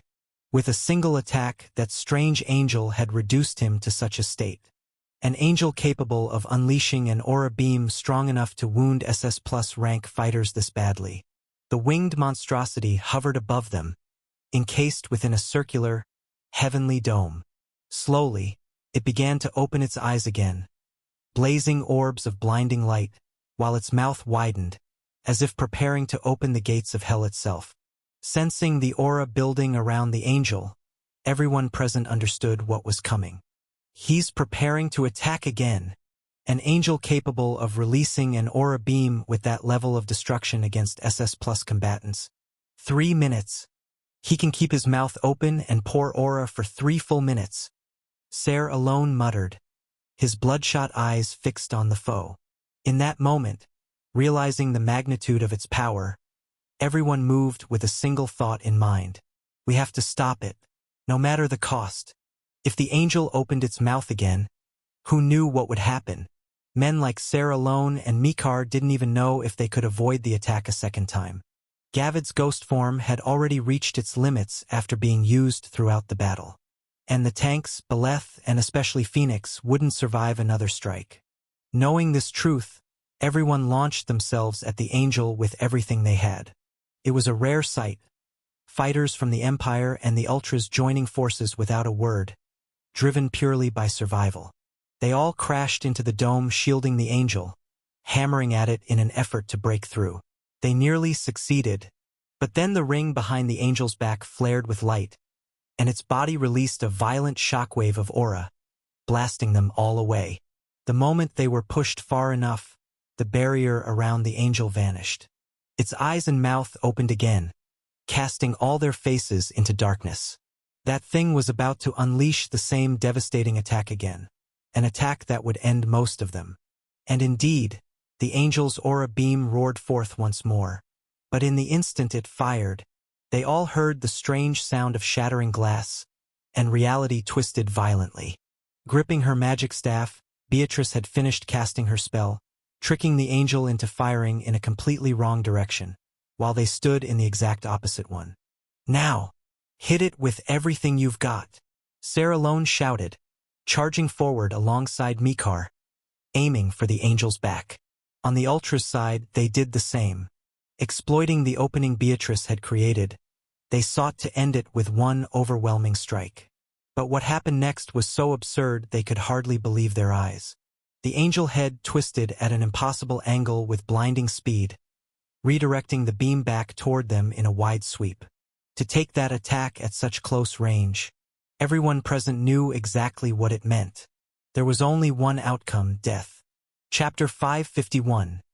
Between Shadow and Light, 3. If they had been at full strength, it might have been a different story. But after a battle that had drained them to the brink, none could endure it, especially Phoenix Sunlight. The man stood at the rear, staring at the beam of light that threatened to engulf him. I am going to die. There was no chance of survival. The miracle of the Sunlight family realized his life was about to be erased, killed not even by a true foe, but by a weapon wielded by someone else. In his final moments, Phoenix laughed at the irony of it. What a pitiful way to die, he muttered, closing his eyes. But the death he awaited never came. Instead, something else entirely cut through the light. 10,000 steps of shadow, Fry Starlight style, nameless judgment. Before the angel's beam of light could annihilate everything in its path, another overwhelming strike erupted from a different source, colliding with it violently and halting its advance. A surge of dark aura split the beam in two, shielding everyone at the very last moment. Fry Starlight had appeared out of nowhere, standing directly before the angel, stopping it in its tracks. His blow cleaved the beam apart, yet it failed to touch the angel itself. Fry could barely fight in his current state, forcing his broken body to unleash a devastating technique like nameless judgment. Blood streamed endlessly from his mouth and nose. He had barely managed to repel the attack, taking advantage of the delay Beatrice's spell had granted them. Otherwise, he could never have endured those full 3 minutes against it. The instant he miraculously deflected the beam, Fry vanished again, reappearing beside Phoenix Sunlight. Grabbing hold of Phoenix's broken form, Fry clenched his teeth, resisting the pull of unconsciousness that gnawed at his mind. His shattered body flared once more with that ominous violet light, enveloping them both. Fry! What are you trying to do? Get us out of here. Can't you see? Fry barked, frustration lacing his tone as his body refused to obey him fully. The fight against the angel wasn't over. Others were still battling it, given a second chance thanks to him. But Fry had no intention of staying to witness the outcome. Locking onto Snow and Ghost's locations through the bond system, he poured the last dregs of his strength into completing the teleportation. With my condition, this is all I can give. At the very least, he intended to take Phoenix with him. Mikar Valerian, Sir Alon, your survival is up to you. Those were Frey's final words before he and Phoenix vanished entirely from the battlefield, leaving the others to clash with that cursed angel, one capable of killing the strongest warriors with its light alone. The teleportation took no more than fractions of a second. In an instant, both Fry and Phoenix materialized in the midst of the Imperial army, which had just concluded its own bloody battle against swarms of attacking angels. Their sudden appearance, and in such a wretched state, sent ripples of fear through the soldiers, as if heralding another catastrophe. But, fortunately, nothing pursued them. Within seconds, Snow Lionheart arrived, placing the legendary sword Vermithor before them in an attempt to heal their wounds. Yet even the sacred light of the blade was not enough to immediately pull them back from the brink. Phoenix, assured they had reached safety, collapsed at once, his charred and mangled body falling still. Fry lay beside him, staring at the sky with a grim expression. Damn it, I can't feel my body. It had been a long time since he had driven himself this far. How many times had he forced himself to unleash nameless judgment? 2 at most. But today he had far exceeded that. No more fighting today. Checking Ada's status through the system interface to confirm she had followed his orders, he finally closed his eyes once assured she was safe. And so, Fry Starlight's struggle for that day came to an end. A full month had passed since the Empire's campaign against the Ultras began. The war had taken an unexpected turn when the Church turned against the ruling family, declaring themselves a third force in the conflict. Ultimately, the battle between the Colossal Angel and the gathered SS Plus class fighters ended with both sides withdrawing, each too damaged to continue. The Angel had taken heavy injuries, but so had the Empire's champions. Mikar Valerian and Sir Alon escaped in critical condition, just as the Ultras retreated with their own losses. By the end of the fight, all were shaken by what they had seen. If the Church possessed even one more angel of equal power to the one they had just faced, it would spell the end for them all. The purging lasted for hours, leaving devastation in its wake. Every member of House Starlight and House Valerian within the Empire's walls was slaughtered, their lands reduced to ash by cleansing fire. Countless higher blood warriors fell that day, along with a significant portion of the Imperial army. Yet despite the carnage the Church had wrought, their work was far from complete. Many of those named by the Lord of Light still lived. Their failure to kill them all prompted Plottier to issue another decree that same day, a message carried by angels to every corner of the world. To all soldiers of the Empire, heed my words carefully. Our enemies are everywhere, and evil has flooded our land.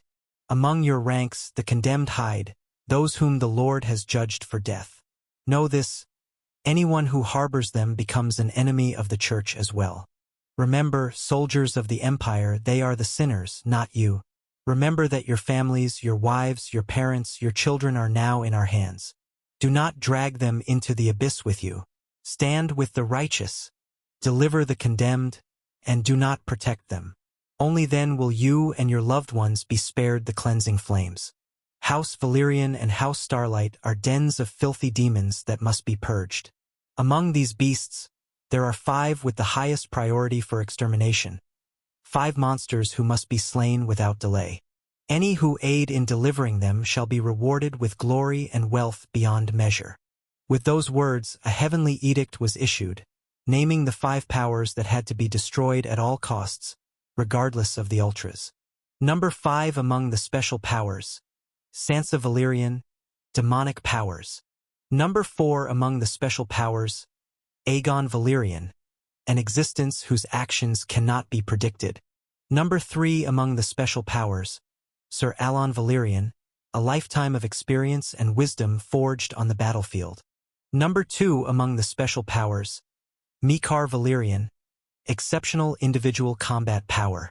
And finally, number 1 among the special powers, Fry Starlight, unknown potential and limitless abilities. Chapter 552, Between Shadow and Light, 4. These 5 held the highest execution priority. Anyone who colluded with them or dared to protect them would be deemed an accomplice and punished without mercy, especially number 1 and number 5. The first was a monster who must never be allowed to grow stronger. The 5th, a human who had turned into a vile demon. Her mere existence was an insult to the Lord of Light, and thus she had to be eradicated. Days passed, one after another, and the tension in the air only grew heavier. So much so that the commanders relocated every member of House Starlight and House Valerian present at the front lines, keeping them apart from the rest, with their families and loved ones held hostage by the church's forces. Nothing guaranteed they wouldn't turn on their comrades at any moment. Among them, hidden inside a certain tent pitched at the edge of the camp, sat Fry Starlight. He had regained consciousness some time ago and now stared at the list issued by the church.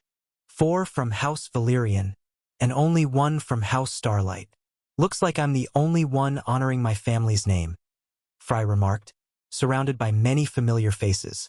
It's only been a few days since they issued this decree, but the tension among the soldiers is already suffocating. Oliver Kahn said from across the table. What about the Ultras? Fry asked. Snow was the one to answer. They're completely quiet. Looks like they're discussing their next move. Just like we are. We'll have to deal with the church one way or another. We can't fight the Ultras with our backs exposed to an attack at any moment, Snow affirmed, gripping the Vermithor's sword tightly. The church no longer gives me any consideration. These extermination orders came directly from the Lord of Light himself. My word means nothing to them now, even if I'm his so-called messenger of God. That was why he hadn't been informed about anything happening at present. We'll have to gather with the rest of the commanders to decide how to move forward, Oliver Kahn suggested, noting the absence of the higher-ranking powers from their current meeting. Sansa and Ghost were present, but both remained silent. But how exactly are we going to deal with them? Do we split our forces now and send part of the army back to the Empire? That would destroy us completely, and I doubt the soldiers would fight when their families are being held hostage. Snow voiced their current dilemma. The answer came from a predictable source. The answer is simple, Snow Lionheart. We're not sending an army to fight the church. The tent's flap was lifted as a group of blonde-haired men entered. At their head stood Prince Aegon Valerian. Isn't that right, Fry Starlight? His words were directed at Fry, who had sensed the prince's presence long before he arrived. The prince, and Ivar and Luke Valerian. Oliver Kahn greeted them, but Fry cut him off, skipping the formalities. If you have a plan, spit it out, he said to Aegon, who chuckled lightly. No need for that tone. I'm willing to bet you and I have been thinking along the same lines. Don't compare yourself to me. We're nothing alike. Look, I'm first on the extermination list and you're 4th. There's a difference in rank here, Fry said with a straight face that drew surprised looks from those around him. The prince was the only one who laughed, clearly amused. You do have a talent for attracting your enemy's attention, Fry. I can't compete with you in that field. Stepping closer to the table at the center of the tent, Aegon moved on to the real matter. Shall we get to the plan then? Drawing everyone's attention, Aegon Valerian began. First, we can't split our forces in 2. That's a stupid idea that will get us all killed. On top of that, we'll need at least 3 SS plus class fighters or equivalents nearby at all times. Our primary enemy in this war is still the Ultras. No one objected to his first point, so he moved on to the second without pause. Now, while it's true that our main enemy is the Ultras, dealing with the church has become necessary. But let me first correct your view of the current situation. You're wrong to think of those idiots who follow the Lord of Light as a third faction in this war. Pointing toward the angels who had previously swept across the world, Aegon explained. Let's not forget, the church, in its normal state, is no more powerful than one of the major houses at best. What made them seem like a major force in this war came down to two factors. First, the angels that fought in their place. And second, the timing they chose to strike. Those factors made them look like the strongest side in this war, but that's not the truth at all. Fry exhaled in mild annoyance. Those angels are nothing but tools, burning weapons, like the sword Snow and I wield. Exactly. Aegon was pleased to see Fry following his line of thought, highlighting an important point. In other words, there's a single person controlling all of them. If he falls, they fall with him. The moment he said that, everyone began to grasp his meaning. So all we have to do is take out the one controlling the angels. Joseph Bladier, Snow said, astonished at how simple it sounded. That's right, Aegon nodded with satisfaction, until Ivar Valyrian interjected. Aren't you all being a little too optimistic?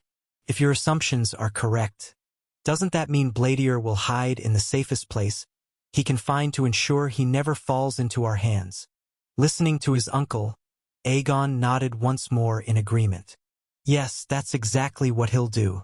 And the only suitable place is their holy island, Sicily. That's where Nladier orchestrates all his schemes. Aegon pointed at the map, his finger landing on the island lying south of the Empire. So, how exactly do we intend to get them? Just covering the distance from here to the Holy Island alone would take an eternity, not to mention the fight and defeating Bladier and his forces. Snow highlighted another critical point, and Aegon already had an answer. Well, the entire plan now depends on the number one among the special forces, the great Fry Starlight. He gestured toward him in an almost theatrical fashion, as if announcing the entrance of a celebrity. With playful ease, Aegon tossed the responsibility to Fry, only for the latter to feel even more annoyed when he realized his own idea matched Aegon's plan. Fry, you can use long-distance teleportation, can't you? He asked. Everyone immediately understood where this conversation was headed. With a sigh, Fry answered, For distances that far, someone who carries my mark must already be at the location I'm aiming for. In other words, to reach the holy island of Sicily, I need someone who meets that condition to already be there.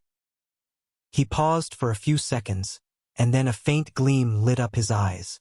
And that condition has already been met. That final statement caught everyone in the tent by surprise. He didn't tell them about the affection system, instead weaving the story around the mark to conceal the truth. But it wasn't entirely a lie. Above the Holy Island, there's someone I can use my ability on, and that person is none other than the Saintess Uriel Platini, who is, as we speak, on the Holy Island of Sicily. In other words, I can teleport there instantly and take a few companions with me. Frey's lips curved into a sharp, dangerous smile. We can hunt down Joseph Bladier before he even gets the chance to hunt us. In that moment, the Empire had finally found a way to strike back against their new enemy. Chapter 553, The Spark of the Second Act 1. With a hastily crafted plan from Aegon Valyrian and execution by Frey Starlight, the people present had finally begun to see a way to strike back at the Church's aggression. Their situation was anything but easy. Enemies surrounded them on all sides, to the point that they even risked betrayal from within their own ranks. After all, the Church had taken their families and loved ones hostage. But now, at least, they had a way to fight back. Gathered inside a secluded meeting tent away from prying eyes, Frey Starlight declared that he could teleport directly into the enemy's headquarters and strike where they least expected it. Wait! Oliver Kahn cut in before everyone could get too optimistic. Teleportation abilities aren't something you can just use freely. Frey Starlight, how many people can you take with you? Oliver's question was a fair one. In response, Frey raised two fingers. I can take 2 people with me at most. There's a way to bring more, but it would mean making multiple round trips until I run out of aura. That's not really an option. Once we arrive, the Church will almost certainly sense us. They'll block me the moment I try to bring in more. In other words, only 3 people could go. 3 against the full might of the Church. It didn't sound favorable for the Empire at all, but Aegon didn't seem surprised. All right, I figured this would be the case. No ability is perfect. In that case, we'll need to choose those three very carefully. The prince's words made everyone glance at one another. Who would go? And who would stay? Fighting the church or fighting the ultras? Either choice was a nightmare. But before anyone could volunteer or share their opinion, Frey stepped forward with a firm tone. Sorry, everyone. I'm sure you all have plenty of ideas, but I'll be the one to choose who goes.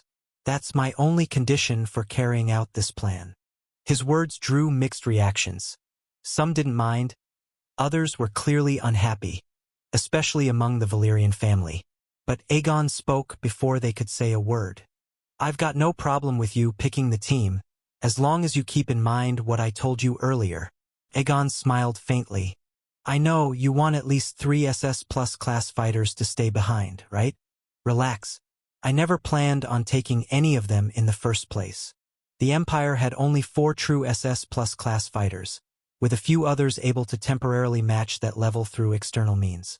Frey had already decided on his first pick, the young man sitting to his right. First, Snow Leonhart, you'll be the main fighter alongside me. Second. Frey paused for a few seconds before pointing at someone no one expected.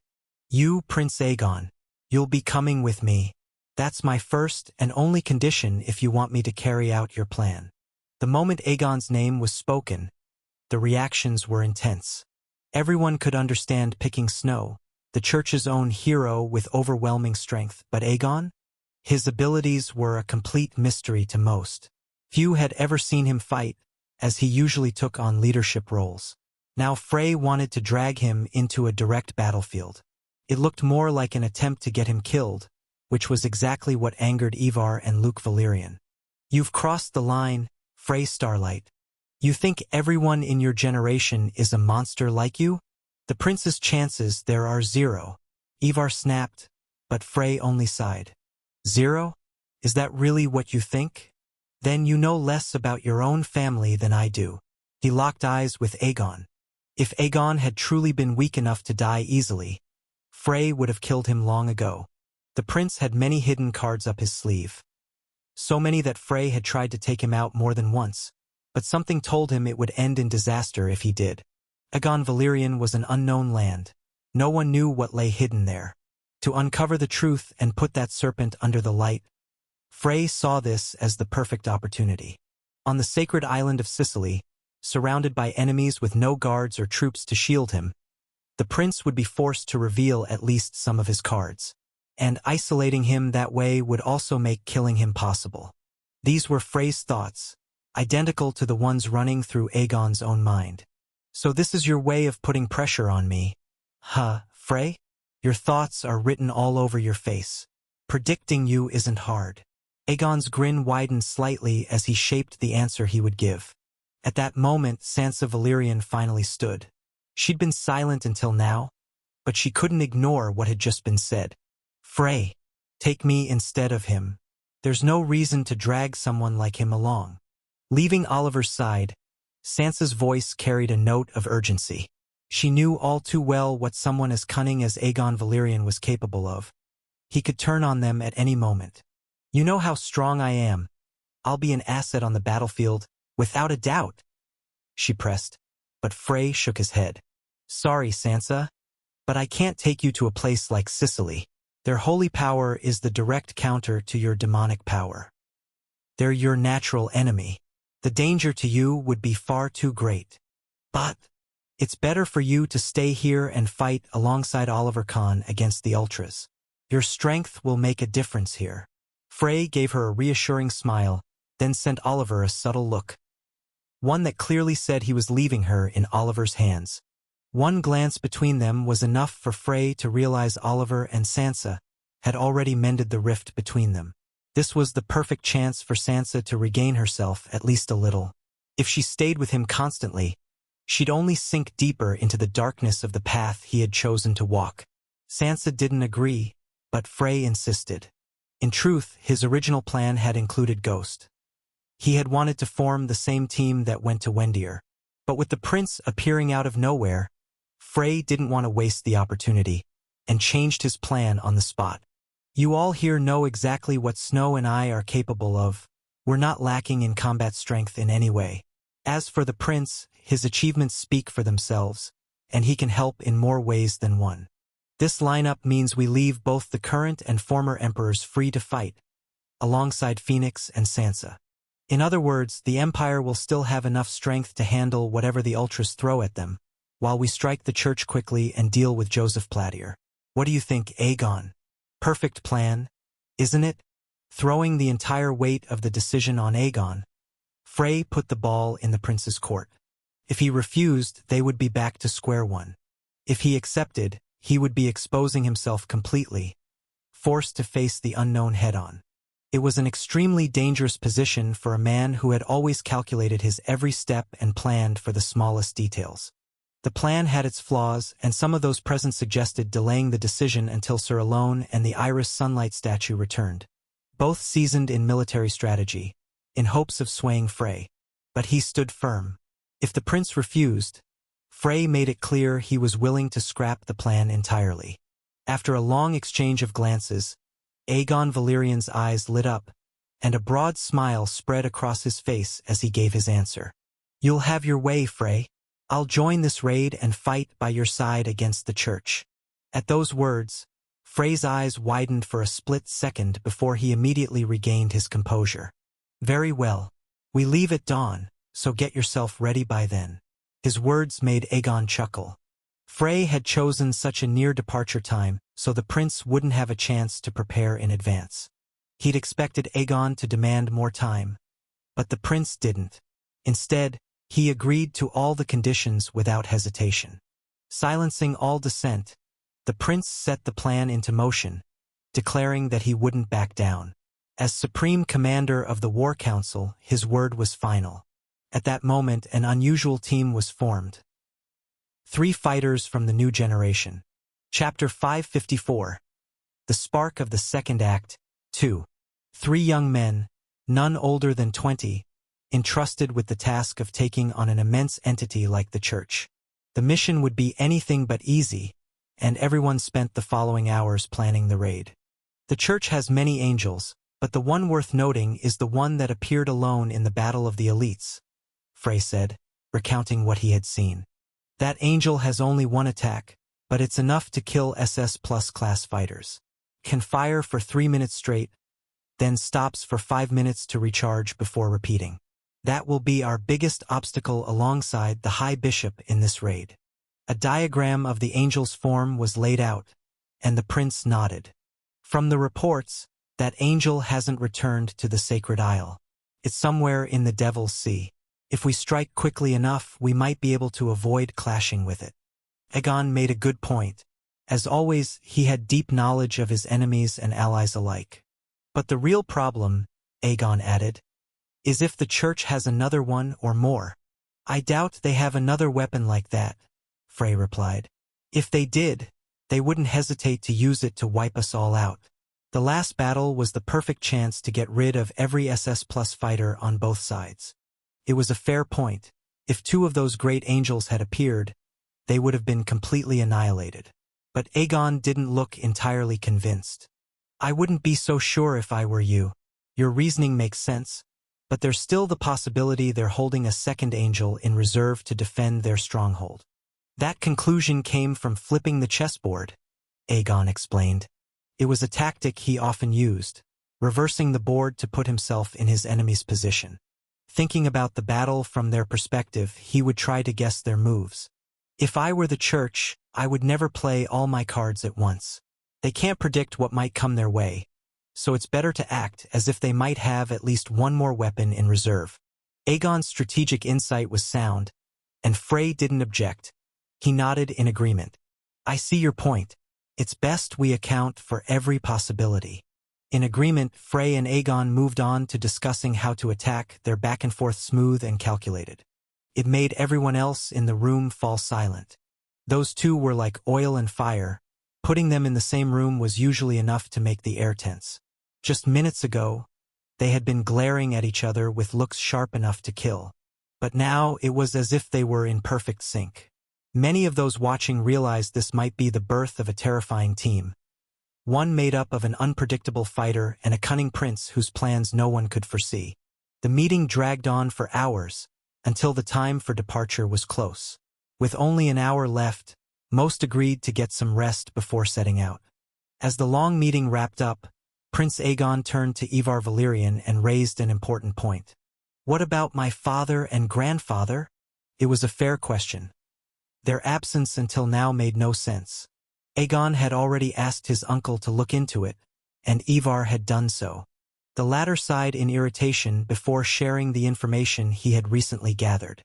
"I don't fully understand what's going on, but the report from our men stated that Mikar immediately left the battlefield the moment he learned about the church's assault on the Empire. The path he took showed that he headed toward the Demon Sea, so he could be far away by now. And Sarah alone has gone after him to bring him back. That's why he's absent as well." "Ah, I see," Aegon said, now aware of the current situation. Mikar Valerian must have panicked the moment he heard about the complete destruction of the royal family's palace. For the treasure he kept hidden from the entire world lay within that place. In other words, Mikar had likely set out to cross the Demon Sea himself to return to the Empire. "My father really does go mad when it comes to that man," Aegon chuckled mockingly, before Ivar asked in confusion. "What are you talking about?" "Ah, nothing. I'm just talking to myself."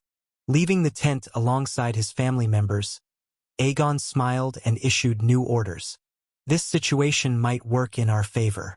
Tell my grandfather to return as soon as possible. As for my father, let him continue toward the Empire and have him take command of the church's forces there. His appearance will definitely turn the tide." "This doesn't sound like a wise plan to me," Ivar said, unconvinced. "It's not supposed to be a wise plan. We want chaos. Armies clashing across the continent of Ultras, a single madman throwing the Empire into upheaval, and one unit fighting against the church. It was complete chaos, exactly as the prince intended." His mind was racing against time, searching for the most optimal path for the events to unfold. At the same time the prince departed, Fry Starlight also slipped away on his own, seeking solitude. From his pocket, he took out one of those magic crystals used for communication during times of war. He infused it with his aura, connecting to the other side. It only took a few seconds before the other party answered, and a familiar holographic figure appeared before him. It was Carmen. "It's been a while, Carmen. How are things on your end?" Fry asked with a gentle smile, genuinely relieved to see the woman safe. Sitting atop a massive crate, Carmen glanced around to check her surroundings before answering. "We're alive and well thanks to your instructions. Your sister and all the key people are safe," Carmen said, to which Fry nodded. "Glad to hear that. But Fry, how did you know the attack was coming?" Carmen still remembered what Fry had told her before he set out for war. He had stressed the importance of preparing multiple escape routes in case anything happened. Thanks to his persistence, they had managed to flee before the main command center was destroyed, and were now hiding underground in a concealed spot amid the ruins of the Aklas Mountains. However, the less fortunate members of the family who had been in the Starlight region, most of them perished in the flames of the purge. Ada's in bad shape. She's supposed to be the family's lord, so she blames herself for what happened. The sudden annihilation of the majority of their family had cast a heavy shadow, and Ada was far from fine. Fry already knew about that. He had checked on her condition through the system several times. "I didn't know about the church's attack, but I expected you'd be targeted during the war one way or another, especially since I've been making a lot of enemies lately. Even if the blow hadn't come from the church, it would have come from other factions, like the Ultras, who might have used his sister against him." Fry could teleport to her location at any time, but there were cases where he'd be pinned down on the battlefield, like during the last fight. That's why he had to make preparations in advance. Thanks to that, his sister and Carmen, along with everyone in the main headquarters, had gotten out alive. Chapter 555. The Spark of the Second Act, 3. Carmen, soon I'll have to fight another battle, and this time the enemy will be the church. I'll be far away, so I need you to stay with Ada and protect her. Stop her if she tries to do anything stupid. Break her legs if you have to, but don't let her leave your current hideout, Fry said, his face devoid of expression, while Carmen sighed in unease. Fry, what Ada needs right now is you, not me. Too many have died already, and if she loses you too, I don't think she'll recover from it. Your return is probably all she wants right now. You know I can't do that, Carmen. My presence has become necessary in this war. Fry replied with a bitter smile. Overnight, he had gone from a worthless weakling to the main combatant for the Empire's side as a whole. I know. I really do, Carmen said, a certain memory surfacing in her mind. You've become like him, like your father. Just as the father had shouldered the burden of the war of light, the son now walked the same path in the war of darkness. I suppose it's a curse placed upon our family, Fry laughed, and Carmen smiled faintly. It's wonderful to become a great man like your father, but don't die, Fry. Don't let this war take away the most precious thing you have. And what might that be? Fry asked. Your life. My life. Ha! Fry gazed up at the sky, while Carmen pulled out a cigarette and placed it between her lips. She had been smoking a lot lately. Given the situation right now, I'd probably take one of those cigarettes from you if I were beside you, Fry said with a laugh, but Carmen shook her head. You won't learn to smoke from me. Find someone else for that. I see you still treat me like a child even after all these years. You're 19, Fry. You are a child. Perhaps his power and achievements so far had made some forget the truth, but whether it was Fry, Snow, Sansa, or many others, they were all still just young people at the very start of their lives. It was a cruel reality, burdening them with the weight of an entire war and the fate of countless lives. Since the beginning of the War of Darkness, hundreds of thousands had already died, whether on the Ultras continent or within the Empire under the Church's purges. Maybe I really am just a kid. Normally, people my age are supposed to just live their lives. Eat, sleep, find a beautiful girlfriend, and live comfortably without the pressures of the world. Is that your ideal view of life? That sounds very close to how you were before your personality changed. Carmen wasn't wrong. Fry had always lived making full use of his privileges, except for the brutal torture he used to indulge in. But whether it was the old Fry or the current one, deep down, they both longed for the same thing. I'm a much simpler man than I look. Your old brain has clearly gone rotten with perverted thoughts. No need to deny it, only gaze pretend otherwise. And that mindset of yours is exactly why you're still alone at your age, Fry said with a smirk, before the two fell into silence. Fry stared at the sky, Carmen focused on her cigarette. That light-hearted conversation, brief as it was, managed to push away the shadows of war hanging over them, if only for a few minutes, before reality came rushing back. I'll hang up now. It's time, Fry said, drawing a puzzled look from Carmen. You're not going to call her? In response, Fry shook his head. I'd rather not. I'd only end up making her suffer more, especially once she found out about the raid he was about to undertake. That's really cruel, Carmen said quietly, as Fry bid her farewell. Take care of yourself, Carmen, and of Ada. Carmen nodded, flicking the last of her cigarette away. They both hung up at the same moment. Don't die, Fry. It was the last long conversation they would ever have, both oblivious to what the war had in store for them. Fry Starlight's POV. Time to deal with that damned shadow. I made my way back to camp, occasionally checking my body along the way. That cursed engineer. Gehrman had been right. In one way or another, the war had shifted so much that I now found myself heading into the Church's territory. I was counting on finding the answer to dealing with the fourth shadow once I reached that place. I still remembered the way I'd lost control of myself in the last battle, how that black substance had crept under my skin. Losing control like that would be fatal in the battles ahead, so eliminating the shadow had become my top priority. The second problem was Uriel herself. She was still active on my system's interface, but I couldn't see anything through her via the third-person perspective. That meant she was unconscious, preventing me from spying on her or learning her situation. Considering what the church had been doing lately, I doubted a delicate girl like Uriel would willingly take part in such acts, even if it was in the name of the being she followed as her god. In other words, it was possible she'd been attacked or imprisoned by those hypocrites. Knowing that, there was nothing I could do but hope I wasn't too late. Her request from that day still echoed in my mind. She had asked me to save her, and I had promised I would. I haven't forgotten our promise, Uriel. I'd get her out of that place, even if it meant bringing the whole building down on their heads. Wait for me. There was little time left before the raid began. When I returned, I'd thought I would be the first to arrive, but someone had beaten me to it. Sitting alone, staring up at the sky, lost in thought, was Snow. Approaching him quietly, he turned when he noticed me. "Fry, you're back." I nodded, taking a seat beside him. Chapter 556. The Spark of the Second Act. 4. Am I interrupting something?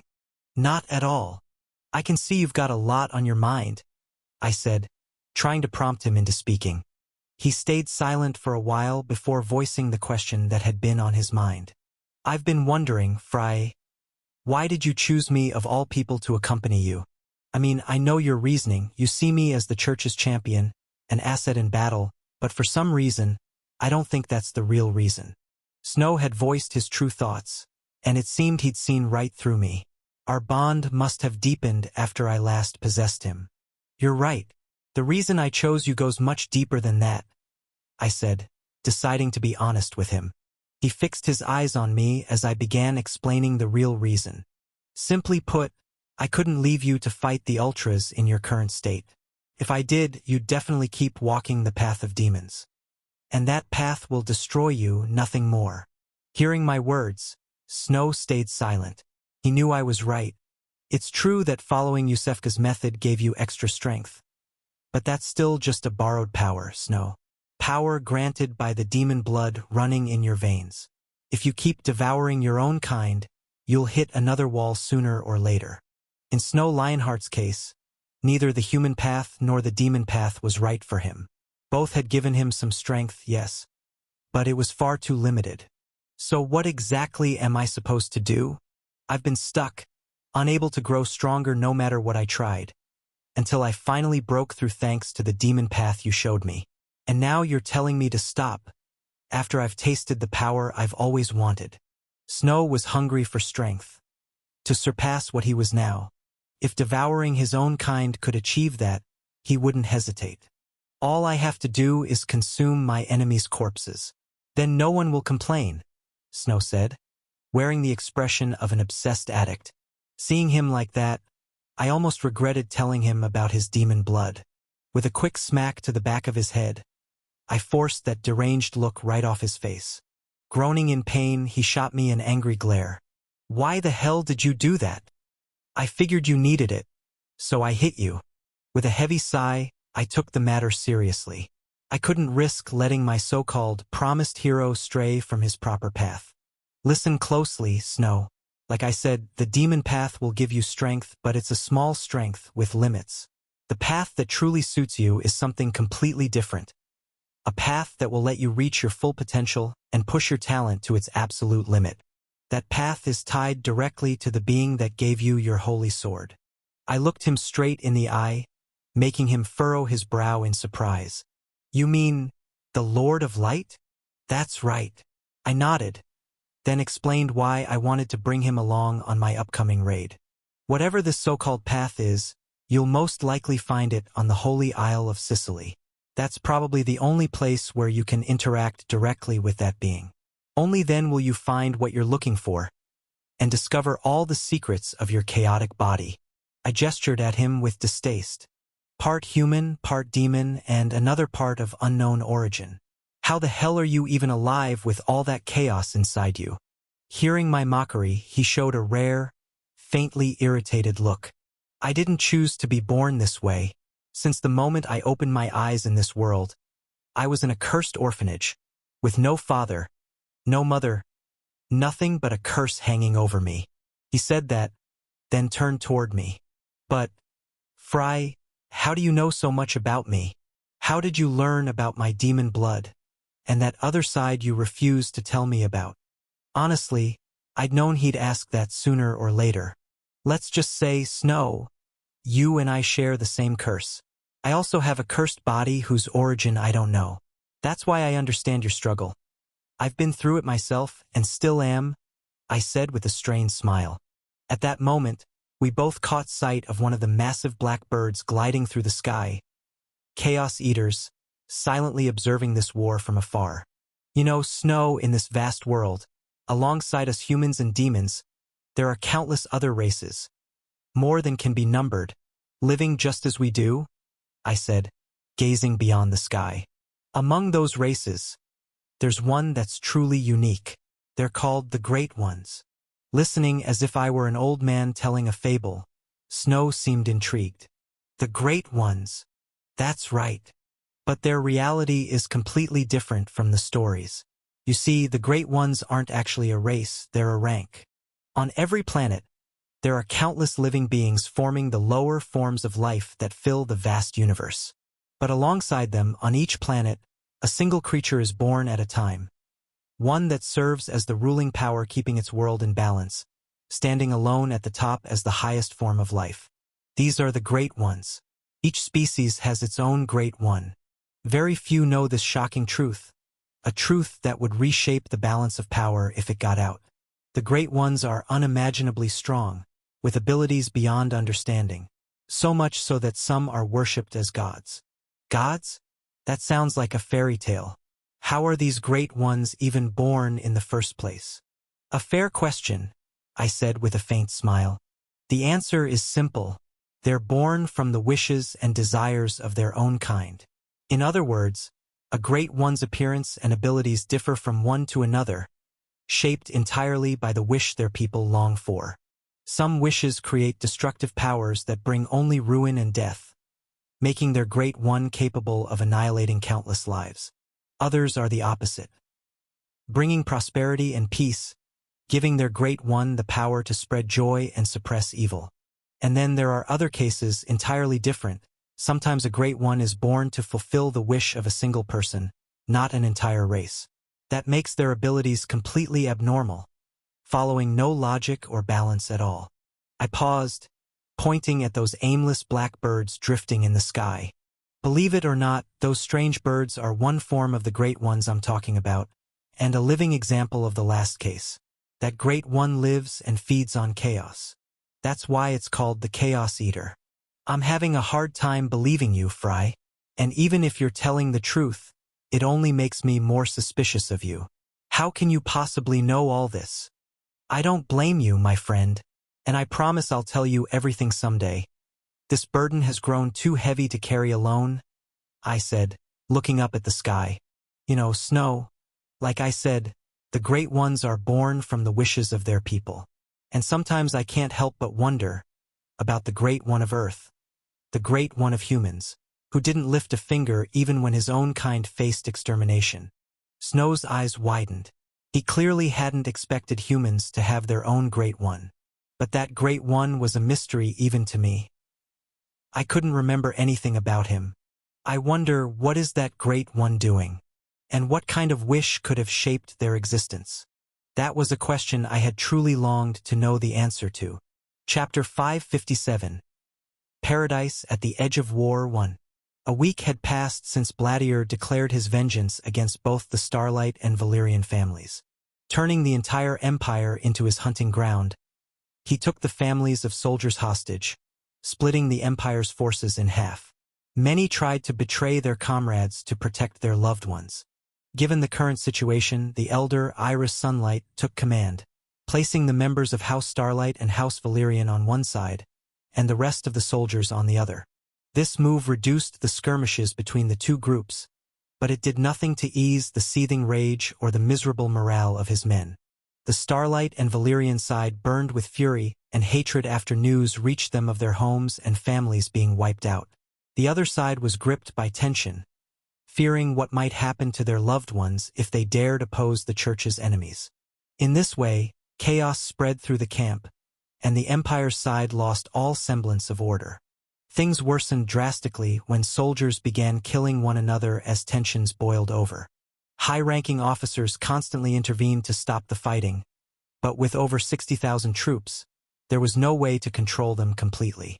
The Empire's forces were tearing themselves apart. If the Ultras attacked now, it would be a disaster of the highest order. No choice but to deal with the Church as quickly as possible, Iris Sunlight said grimly, cutting down more of those causing unrest as he moved alongside his brother, Galvarian, trying to suppress the chaos. Around them, the other leaders and strong fighters roamed the camp around the clock, trying to maintain order. Men like the Lord of House Moonlight, Oliver Kahn, and Valyrian powerhouses like Ivar. Their combined efforts were barely enough to keep the army from collapsing entirely. This is like self-destruction. If this keeps up, we'll lose the war in the worst way imaginable, Gal muttered, scowling, unable to contain the situation. Iris, for his part, stared with his one remaining eye at soldiers turning on each other. Sorrow etched on his face. We'll have to place our hopes on those three. Humph. You're putting your hopes on 3 kids with no real experience? Has the Empire fallen this low? Galvarian made no effort to hide his disbelief in the current strategy. If those 3 failed, it would spell the end for them all. Don't forget, the youths you're talking about are monsters who could crush old men like you and me. Iris was certain of this. His fight against V still haunted his mind to this day. If one copy of Fry Starlight could unleash that level of destruction upon them, then how terrifying would it be to face the real one? And he wouldn't be fighting alone. Beside him would be the chosen hero, Snow Lionheart, whose talents were said to surpass even Casus Valyrian himself. And then there was Aegon, the prince no one had ever been able to see through. Gal would have preferred sending people like Sir Alon or Mikar Valyrian instead. But Iris, he saw the greatest chance in the new generation, and was willing to bet on them. Still, somewhere deep in the old man's heart, a different feeling took root, especially toward Fry Starlight. A dark power with an unknown origin. Limitless potential that couldn't be measured. Unfathomable motives. A beast born for war. Was leaving such a monster among us truly the right choice? This question plagued Iris's mind. His reasoning told him that as long as the Empire benefited from keeping that monster, he wouldn't object. But with how fast he was growing, sooner or later, he would become something the Empire could never hope to control. Fighting this kind of beast frightens me. A fear had taken hold in his heart. And who could banish it? What Fry had done so far wasn't a secret. Many had witnessed it from different perspectives. Those in command had likely thought the same thing. If the Empire won and the war ended, they all knew they'd have to do something about him. In the worst case, they might have to eliminate him. A power beyond control could just as easily become the cause of their destruction. These were the thoughts that haunted the elders and leaders whenever the topic of Fry arose. Far from the camp, Fry himself stood with a select few, gathered in an open area, ready to move out. It was dawn, the sun just about to rise. Looks like everyone's here, Aegon said with a faint smile. The prince wore a striking black armor set adorned with gold patterns. It was clear this was no ordinary gear. Aegon had armed himself with the finest equipment this time. Beside him stood Fry and Snow, wearing their usual battle armor, nothing flashy. Around them, only Oliver Kahn, Ghost Umbra, and Sansa Valyrian were present. There was little left to say. Everything that needed to be discussed had already been said. We'll teleport directly to the Holy Island. I have no idea about Uriel Platine's current condition, so we don't know what's waiting for us there, Fry said. He had tried multiple times to use his third-person view on Uriel, but all he saw was darkness. That meant she was either unconscious, or something was blocking his vision. In the best case, we find Bladier, kick his ass, and come right back. In the worst case, it's a trap. No one knows how this will play out, so be ready to fight the moment our feet touch the Holy Island. Frey's warning was clear. The battle could begin the instant they arrived. Aegon and Snow both nodded at the same time. At the very least, they understood this much. Everyone would be responsible for themselves, and if one of them died, the others would not bear that weight. The war angel Fry fought before is still somewhere above the demonic sea. In other words, you might not necessarily run into him, Ghost said, sharing the latest intelligence they had. That colossal war angel was the greatest threat, which was why the Empire had kept a constant watch on him. He had recently been spotted aimlessly roaming over the waters of the demonic sea, near the Ultras continent. For that reason, it was unlikely he would appear on the Holy Island, which was far removed from that place. It seems the Church is keeping him close, waiting for the right moment to strike again. Oliver Kahn nodded, agreeing with the conclusion. The Church holds the absolute advantage over us right now. They won't attack unless another conflict breaks out between us and the Ultras, or if our army collapses entirely. In terms of losses and damage, the Empire's condition was undeniably worse. The Ultras had endured the onslaught far better than they had.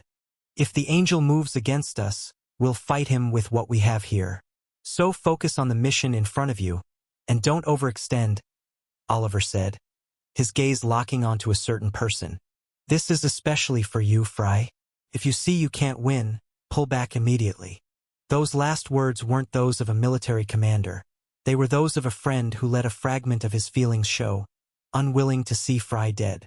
And truthfully, a large part of that came from Sansa, for Oliver knew exactly what Fry meant to her.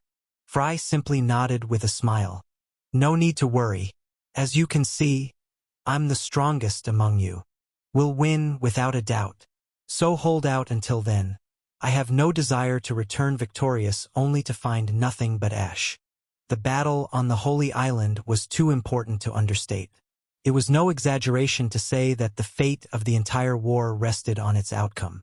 With full awareness of this responsibility, Fry and his companions readied themselves to depart. But before the teleportation began, Fry and Sansa shared a brief look. No words, only a long silence. After recent events, a fragment of the old Sansa had resurfaced, the human Sansa. And this was thanks to Oliver Kahn, with whom she had finally mended her relationship. Perhaps she had never expected it to happen, and somewhere deep inside, she had thought a filthy demon could never find their way into another human heart, except for Fry, the madman who loved playing with monsters. But reality proved otherwise. In other words, Fry Starlight was no longer the only one Sansa lived for. If he died, she still had somewhere else to return to. That fact hadn't escaped Fry, not for a moment. With a single glance, he understood. There was no longer a reason to drag her with him toward death. There was no need for them to die together. And so, he began to push her away. Not bringing her along now was proof enough. Sansa was an SS plus rank. Even if the Church possessed a counter to her, she could still fight and survive there just like them. But he deliberately chose to keep her away, because he wanted her to find a reason to live beyond him. There's no one in this world worth walking this dark path with me. This is my punishment alone, my fate alone. So, Sansa, find your own road, far from my shadow. Smiling at her one last time, Frey's body lit up as he placed his hands on the shoulders of Snow and Aegon, preparing to initiate the teleportation. I'll see you later, my sweet poison. Though the words never left his lips, Sansa understood them all just by looking at his face. She reached out for him without thinking, her mouth opening as if to speak, but no words came in the end. Yes, she had loved him, and that was no mistake. But the bond they had built, a bond where each leaned on the other, had crumbled far too easily. Unlike her, Fry had known this would happen sooner or later. He had simply been there for her when she had no one, and now that she had found another reason to keep going. He quietly, gently stepped aside. No noise, no fuss, just paving the way and walking away. Sansa understood this, but she realized it too late. Fry was gone before her, and she couldn't speak a word to him, because everything that had led to this was true. Conflicting emotions churned within her chest, unable to define her fragile connection to Fry Starlight. He had never been fair to her, not once. He left her with no choice but to watch from afar. And so, Fry Starlight vanished with his companions, leaving the rest behind on this side of the world. At that moment, none of them could have known the scale of the disaster about to unfold on the holy island of Sicily. A disaster that would change everything. Chapter 558. Paradise at the Edge of War. 2. The teleportation was swift. Only a matter of seconds before Fry and his companions erased the distance, reaching the other side of the world, where the holy island of Sicily lay. The trio materialized on that thriving land, swords drawn, ready to fight at once. They had come prepared for dozens of possible scenarios. Yet, against all expectations, the place where Fry and the others landed was completely empty. They scanned the area around them, silence stretching between them for a time. Lush, fertile grassland, towering, flourishing trees, a clean, refreshing aura. The air was fresh, carrying a strange atmosphere for those who had spent the entire past month fighting in the dead lands of the Ultras. Compared to that cursed wasteland they came from, the holy island felt like paradise, especially with that colossal waterfall cascading down from the heavens, feeding it endlessly. Scanning his surroundings, Frey's expression hardened. "I don't see Uriel anywhere." Unleashing his aura to its absolute limits, Fry formed an immense celestial dome around himself, stretching for miles. Yet his enhanced senses caught nothing. What the hell is going on here? They had arrived ready for battle, only to find nothing but emptiness. "It's as if the entire island has been abandoned," Agon muttered, glancing around. Relocating their base might be a smart move on their part, though I doubt that's the case here. His gaze lingered on the grand waterfall in the distance, and the monumental remnants of a faith that had endured on this land for centuries. Agon shook his head. "No, they're here. I'm certain of it." Frey's voice was firm. "The teleportation brought me to this exact spot. That means Uriel is here, but some kind of force is preventing me from reaching her directly." The logic was simple. Whatever applied to Uriel applied to the Church's forces as well. "They're hiding themselves somehow. Then we move forward and uncover their purpose," Snow said, drawing Vermithor's blade, which shone even more brilliantly than before. "I've been here several times in the past, but I've never liked this place. Always felt there was more here than meets the eye." With their auras cloaking their bodies, the three of them surged forward at high speed. "If we're certain they're here, then this island must be hiding a secret," Agon remarked, surveying the terrain. "And that secret is what we're going to find," Fry replied. Step after step, they arrived at one of the Church's main shrines, a sacred place where people had once come to pray. There were many ancient marble structures, built with meticulous care. The place could almost be called heavenly. Almost. The moment they set foot inside, the three froze, shocked by a sight that seized their attention entirely. At the top of a marble staircase leading upward stood a platform overlooking the entire island. Crimson blood had trickled down its steps, clotted and rotting after days had passed, leaving it to dry slowly under the sun. And at the source of that blood, "Ha! Would you look at that?" Agon's laugh was sharp and mocking. In the end, the Church's so-called pure and holy followers are no different from the Ultra's lunatics. The prince seemed amused, but Fry and Snow's faces remained grim. At the peak of that high platform, 9 towering spears stood upright like crosses. Upon each one, an unfortunate girl was crucified, their bodies mutilated so that their blood had endlessly poured down. Agon recognized all but one.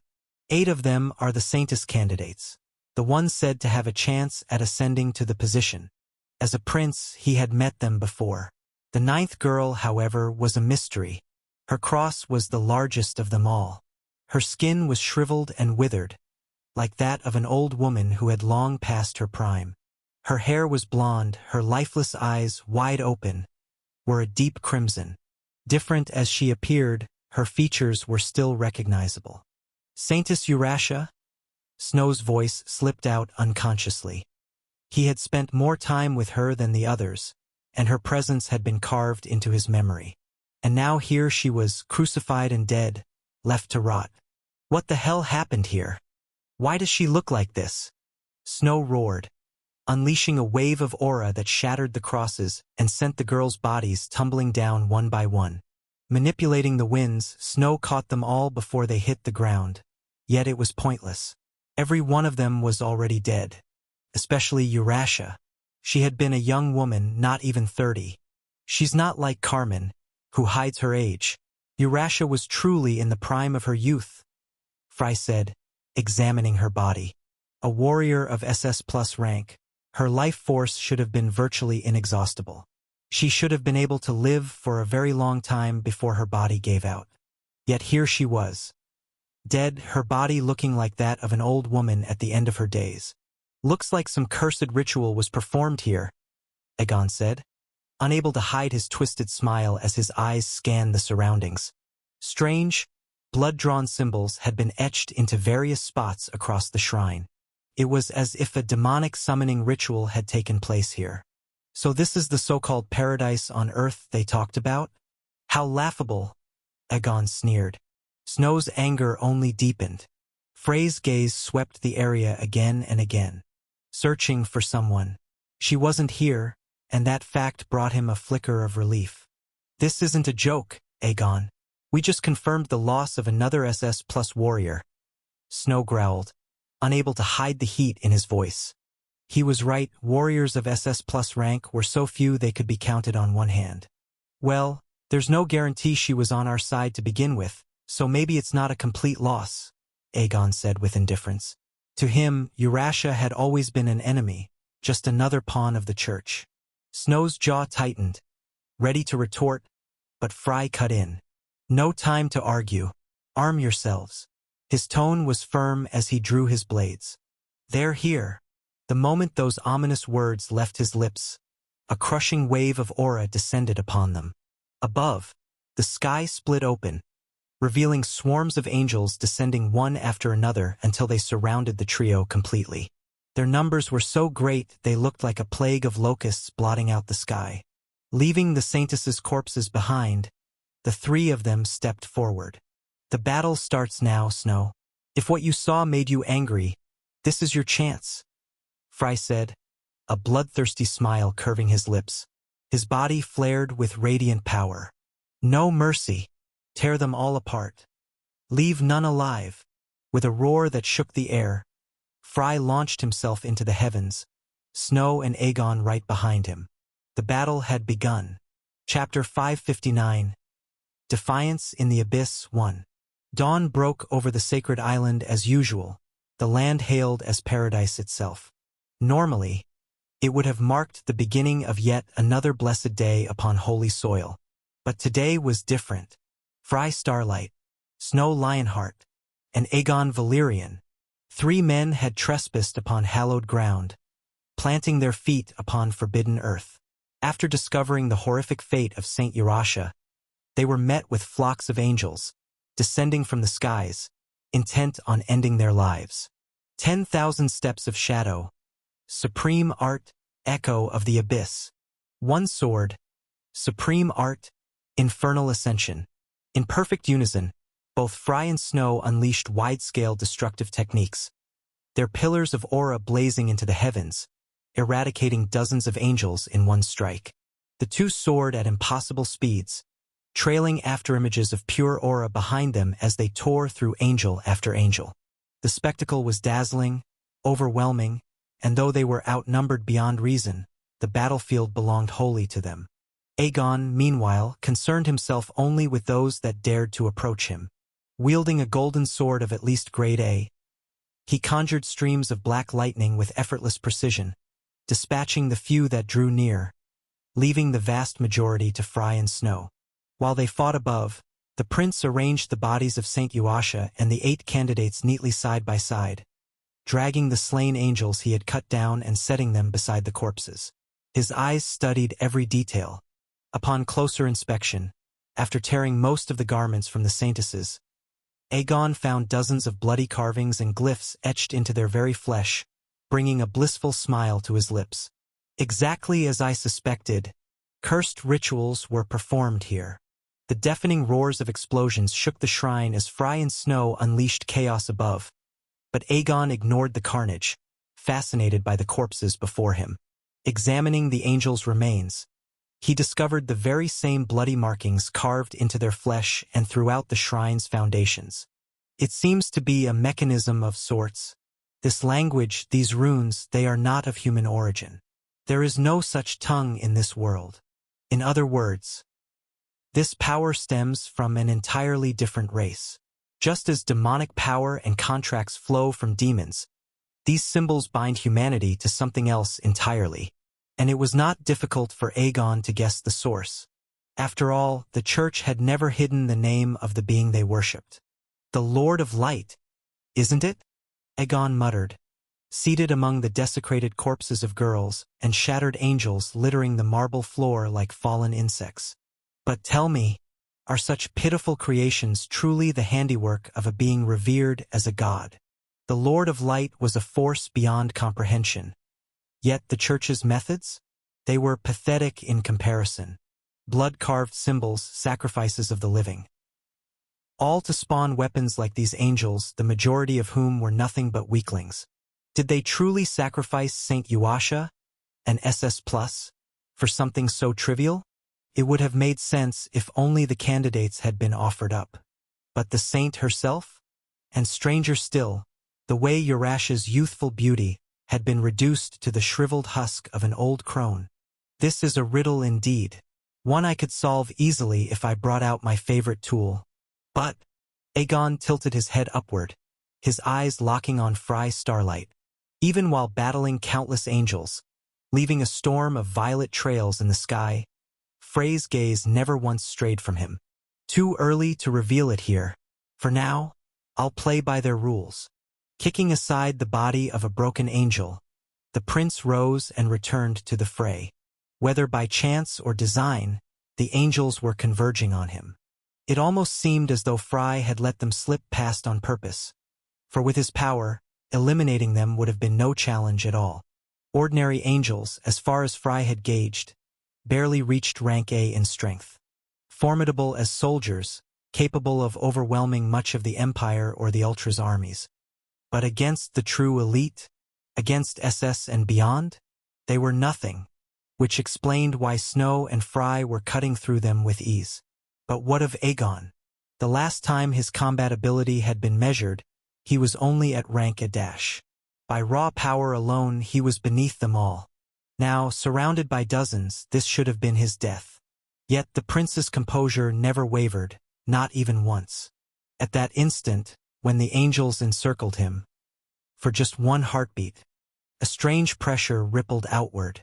A chilling bite of frost ran down both Frey's and Snow's spines. They could not explain it, nor trace it, but it was Aegon. They were certain. From his blade, countless serpents of crimson-black lightning slithered across the edge, and with peerless precision, he cut into the angels' bodies, rending them apart one after another. His power was not flashy, not overwhelming, but it was absolute. Dark crimson lightning, quiet, deadly, yet strong enough to cleave apart beings of rank A with ease. The angels retaliated, firing volleys that engulfed the sky in roaring explosions. But from the smoke and ruin, the prince strode out unharmed. His armor glowed with golden inscriptions, casting an aura barrier that turned aside every strike. "Apologies," he said coolly, brushing dust from his shoulder. "But this armor renders me untouchable to anything below rank S. In other words, you have no way of hurting me." Slash! With effortless precision, the black lightning carved through his enemies, ripping them apart. Within minutes, the battle was over. Hundreds of angels lay dead at the feet of Fry and his companions. Descending from the skies, Fry and Snow regrouped with Aegon, who had remained by the corpses. Aegon glanced once more at the bodies, but it was Snow who spoke first. "You held your ground well back there. I didn't know you had that kind of strength." It was the first time Snow had seen a glimpse of the prince's true combat style. He looked almost ordinary, wielding his dark lightning and shield with calm efficiency. Nothing about it seemed remarkable, and yet, Snow couldn't shake the strange sensation that had struck him for that single moment when Aegon revealed his power. Their eyes met. Aegon seemed ready to share something, but Fry cut in sharply with the question that had been gnawing at him. Aegon, where did you get that power? The prince blinked in mild surprise, then smiled. Clarify, are you referring to the shield? Or something else? Feigning ignorance, but Fry pressed harder. I mean that lightning you wield. Frey's voice was firm, forcing Snow to frown. Isn't that just the highest form of lightning? Look, I can use it too. Snow casually formed a black spark in his right hand, as if it were nothing. But Fry shook his head. No, this is different. What you showed us wasn't the highest form of lightning. It was something else entirely. A deep violet gleam flickered in Frey's eyes as he stared at Aegon. No human alive has sharper senses than I do. You might fool others, but not me, Aegon. That power you're using, it doesn't belong to you. In an instant, Fry vanished and reappeared directly before the prince, seizing his arm in a crushing grip. Aegon had no chance to resist.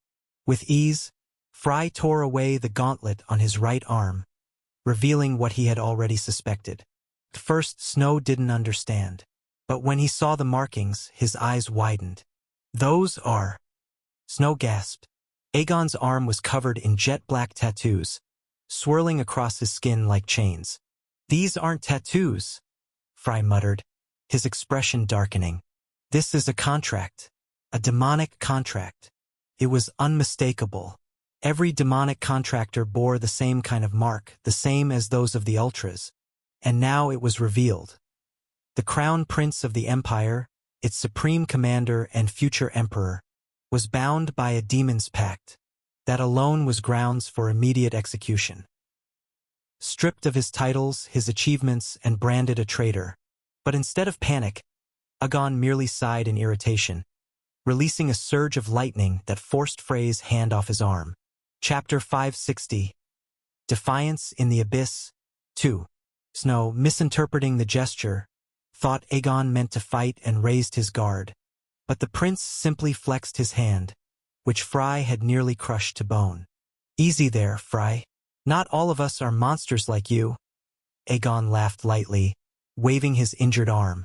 At last, he addressed their accusations. To be honest, your conclusion is correct, but also wrong. Let's say you've got 50% of it right.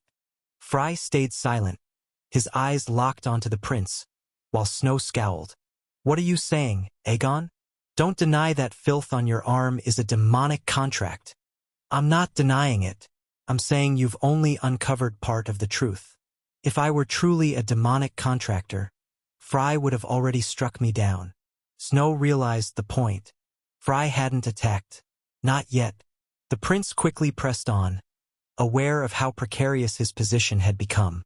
With your enhanced senses, Fry, I'd wager you've recognized this lightning before. Maybe you've even suspected the truth.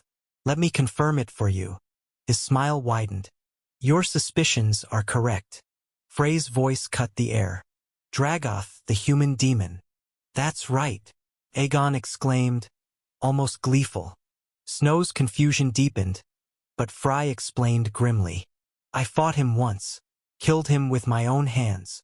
Dragoth, a warrior who stood at the pinnacle of SS+, wielding a unique lightning. Black lightning, tinged with crimson. As soon as he said it, Snow understood. Tell me, Aegon, how do you have the same power as Dragoth? Frey's tone carried the weight of a threat. Your answer will decide how I deal with you. Aegon instinctively stepped back, but his composure never cracked. He had expected this moment, revealing that lightning hadn't been careless. It had been inevitable once Frey's senses came into play. To put it simply, let's say I am contracted, but I am not bound to a demon. I've made no pact with any devil. Dark sparks slithered across his arm, black lightning alive with a crimson edge. Lightning pulsed with an aura as overwhelming and majestic as the one Dragoth himself had once wielded. I am not a demonic contractor, because the one I forged a contract with was Dragoth himself. At those words, Fry raised an eyebrow, while Snow immediately denied it. That's impossible. Contracts only work with demons. Snow protested, Aegon nodded calmly. That's true. But Dragoth was no ordinary human. He was the first to shatter his demonic contract, freeing himself from that bondage. But to reach such strength, he descended into madness, drinking demon blood in excess, even devouring their flesh. At some point, Dragoth ceased to resemble a man at all. He became something in between, a being that stood halfway between human and demon. That's why forging a contract with him was possible. That's what I call a fourth-generation contract. He spoke with feverish excitement. The first generation of contracts was weak, merely transferring aura from demon to human. The second generation, more infamous, injected demon blood directly into humans. This was the common type, and countless humans in Ultras perished from it. Men like Gavid Lindemann were prime examples. The third generation was the most grotesque, breeding between humans and demons, spawning half-breeds like Mergoth.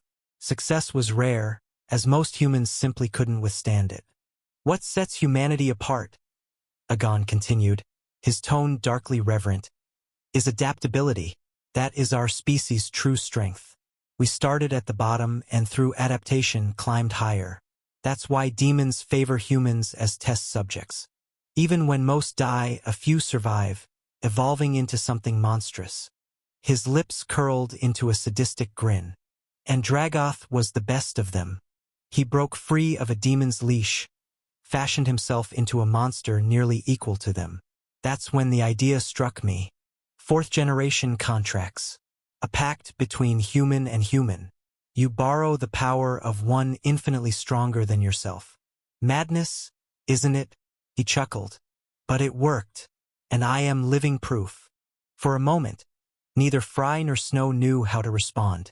Aegon's words were riddled with gaps and contradictions. Snow pounced on one immediately. That doesn't make sense. You're saying you dealt with Dragoth in secret?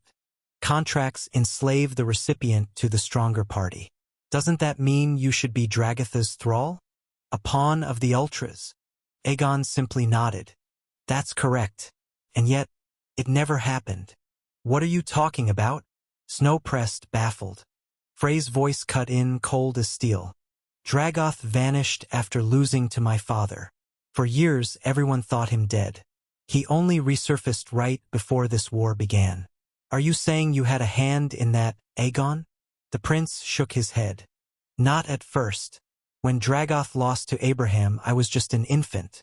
Despite his defeat, the human demon didn't die. The Empire seized his body, held him captive in secret when they failed to kill him outright. He revealed truths few in the world had ever heard. For years, some of the great names of House Valyrian experimented on him, tried to twist him further. It was so secretive that even my father, Mikar, knew nothing. But once I gained influence in the Empire, finding him was only a matter of time. His eyes gleamed with cruel pride. In the end, I found them, killed them all, then exposed the secret to my father and the other great houses, leading to the creation of 4 seals to bind him for eternity. But before I handed Dragoth over, I had already played with him. What Aegon had done could hardly be put into words. Upon discovering Dragoth, he tortured him day and night, breaking him in the vilest ways imaginable. When Dragoth was later freed, he was a shattered lunatic. Even after regaining his senses, the trauma was so deep, he couldn't remember what had been done to him. Yes, I signed a demonic contract with Dragoth, but he cannot command me. The bond of master and slave no longer applies. The truth was chilling.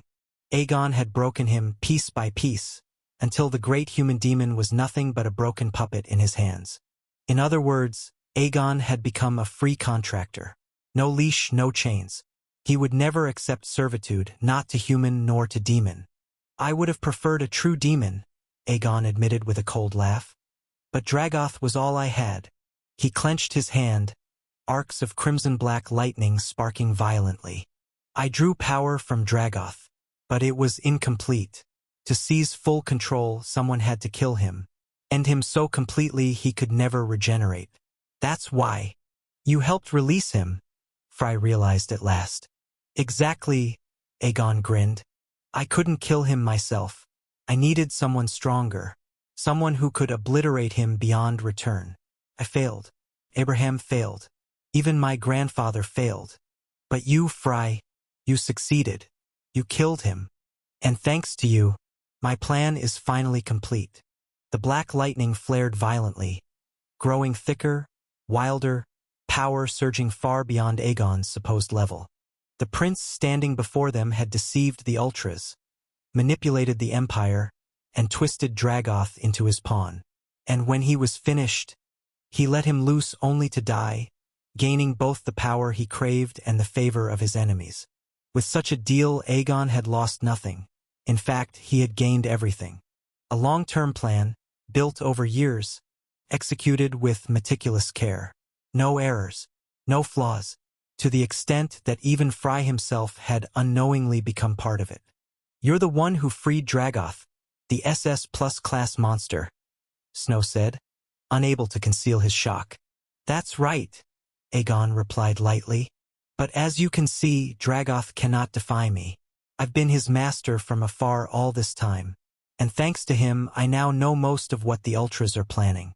In other words, this war is nothing more than a giant chess game.